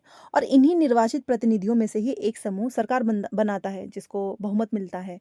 जनता द्वारा चुने गए सभी प्रतिनिधियों के इस समूह को ही संसद कहा जाता है। ठीक है, संसद, पार्लियामेंट हम इसी को कहते हैं। यह संसद सरकार को नियंत्रित करती है और उसका मार्गदर्शन करती है। इस लिहाज से अपने निर्वाचित प्रतिनिधियों के माध्यम से हम लोग ही सरकार बनाते हैं और उस पर कंट्रोल रखते हैं। ठीक है, क्योंकि जो भी सरकार रहेगी उसकी जवाबदेही हमेशा बनी रहेगी, उसको बताना होगा। अब जैसे हमारा पार्लियामेंट है, इंडियन पार्लियामेंट, ये सर्वोच्च कानून निर्माती संस्था है। ठीक है, supreme law making body of the country है। और इसके दो सदन हैं, एक राज्यसभा, एक लोकसभा। राज्यसभा में कुल 250 सदस्य होते हैं और देश का उपराष्ट्रपति जो है वो राज्यसभा के सभापति होते हैं। लोकसभा में कुल कितने होते हैं? 543 होते हैं। और इसकी अध्यक्षता कौन करता है? लोकसभा के अध्यक्ष। जो स्पीकर होते हैं, ठीक है। संसद की भूमिका आपको पढ़नी है, जैसे कि क्या इसका रोल है। तो देखिए, हमारी व्यवस्था में संसद के पास इम्पॉर्टेंट कुछ पावर्स हैं, क्योंकि यह जनता का प्रतिनिधित्व करती है, हमें ये रिप्रेजेंट कर रही है ना, इसलिए। लोकसभा के लिए भी उसी तरह चुनाव होते हैं जिस तरह राज्य विधानसभा के लिए। आमतौर पर लोकसभा के लिए हर 5 साल में चुनाव कराए जाते हैं। देश को बहुत सारे निर्वाचन क्षेत्रों में बांटा गया है, कॉन्स्टिट्यूएंसीज में बांटा गया है।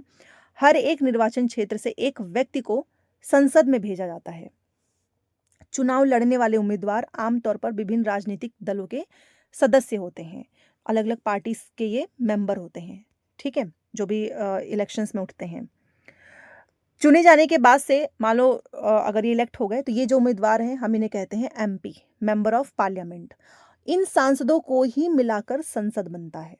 संसद के चुनाव हो जाने के बाद संसद को बहुत सारे काम करने होते हैं। चुनाव खत्म हो गया, अब इनको काम भी तो करना होगा। जैसे कि राष्ट्रीय सरकार का चुनाव, यहाँ पर देखिए, भारतीय संसद में राष्ट्रपति और 2 सदन होते हैं। संसद में एक तो राष्ट्रपति और 2 सदन। 2 सदन कौन है? एक आपका राज्यसभा, दूसरा लोकसभा। लोकसभा चुनाव के बाद सांसदों की एक सूची बनाई जाती है। इससे पता चलता है कि किस राजनीतिक दल के कितने सांसद हैं, मतलब किसके कितने एमपीज चुने गए हैं।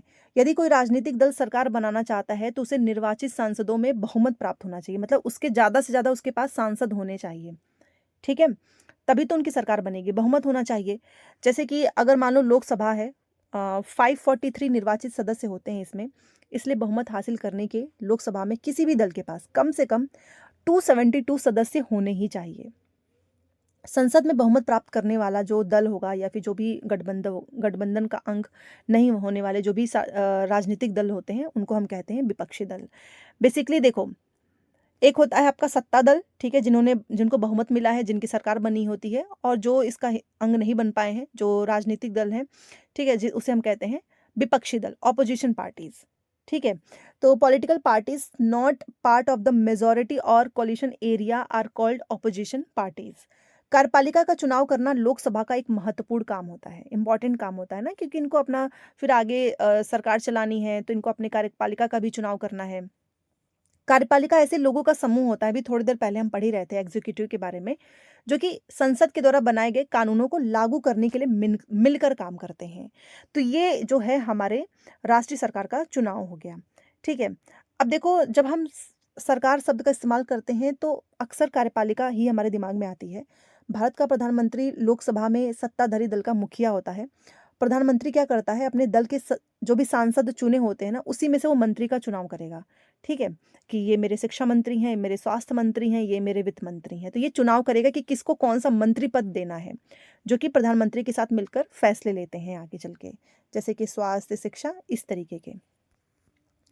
तो किसी भी एक राजनीतिक दल को बहुमत अगर नहीं मिल पाया है, जो कि सरकार बनाने के लिए एकदम जरूरी है, मान लो कई बार नहीं मिल पाती है बहुमत, तो ये क्या करते हैं, गठबंधन कर लेते हैं। आपने देखा होगा ना, गठबंधन की सरकार जो बनती है, ठीक है। राज्यसभा मुख्य रूप से देश के राज्यों की प्रतिनिधि के रूप में काम करती है, क्योंकि 2 सदन है ना, एक लोकसभा है, एक राज्यसभा है। राज्यसभा भी कोई भी कानून बनाने का प्रस्ताव पेश कर सकती है। किसी भी विधेयक को कानून के रूप में लागू करने के लिए ये जरूरी है कि उसे राज्यसभा की भी मंजूरी मिल चुकी हो। तो ये राज्यसभा के बारे में याद रखिएगा।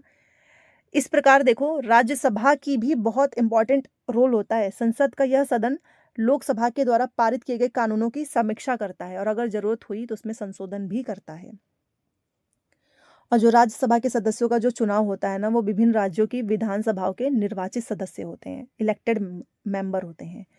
राज्यसभा में 233 निर्वाचित सदस्य होते हैं और 12 सदस्य राष्ट्रपति की ओर से नॉमिनेट किए जाते हैं। तो ये भी आपको याद रखना है। अब देखो, फाइनली जो जो चीज़ें इंपॉर्टेंट थी ना, वो मैंने आपको सारी करा दी हैं। हिस्ट्री का, जियो का, पॉलिटी का, मतलब ये तो यहाँ से तो क्वेश्चंस आएगा ही आएगा। अब आपको क्या करना है, जो आपको मैंने नोट्स दिया है, नहीं हो तो ले लो, क्योंकि उसमें सारी चीज़ें हैं एज इट इज़। उस नोट्स को बार बार पढ़िए, और जहाँ पर ये टॉपिक्स आता है तो ध्यान से, केयरफुली, आप इसको इग्नोर बिल्कुल भी मत करना। इसको पढ़ते रहो। हिस्ट्री, जियो, पॉलिटी छोटी सी क्लास है, क्योंकि बहुत लंबी क्लास कराने का कोई मतलब है नहीं, ऑलरेडी मैंने कराया ही हुआ है। तो इसमें सिर्फ एक इम्पॉर्टेंट सेशन था, और यहाँ पर हमारी क्लास ख़त्म होती है। नोट्स लेके पढ़ाई करते रहो। आपको नंबर दिख रहा होगा स्क्रीन पे, कमेंट सेक्शन में। टेलीग्राम पे जुड़ जाओ, क्योंकि टेलीग्राम पे मैं एनसीईआरटी का पूरा टेस्ट कराने वाली हूँ। तो लाइक, शेयर, सब्सक्राइब कर दीजिएगा। कमेंट करके बताओ आपको क्लास कैसी लगी। Thanks for watching.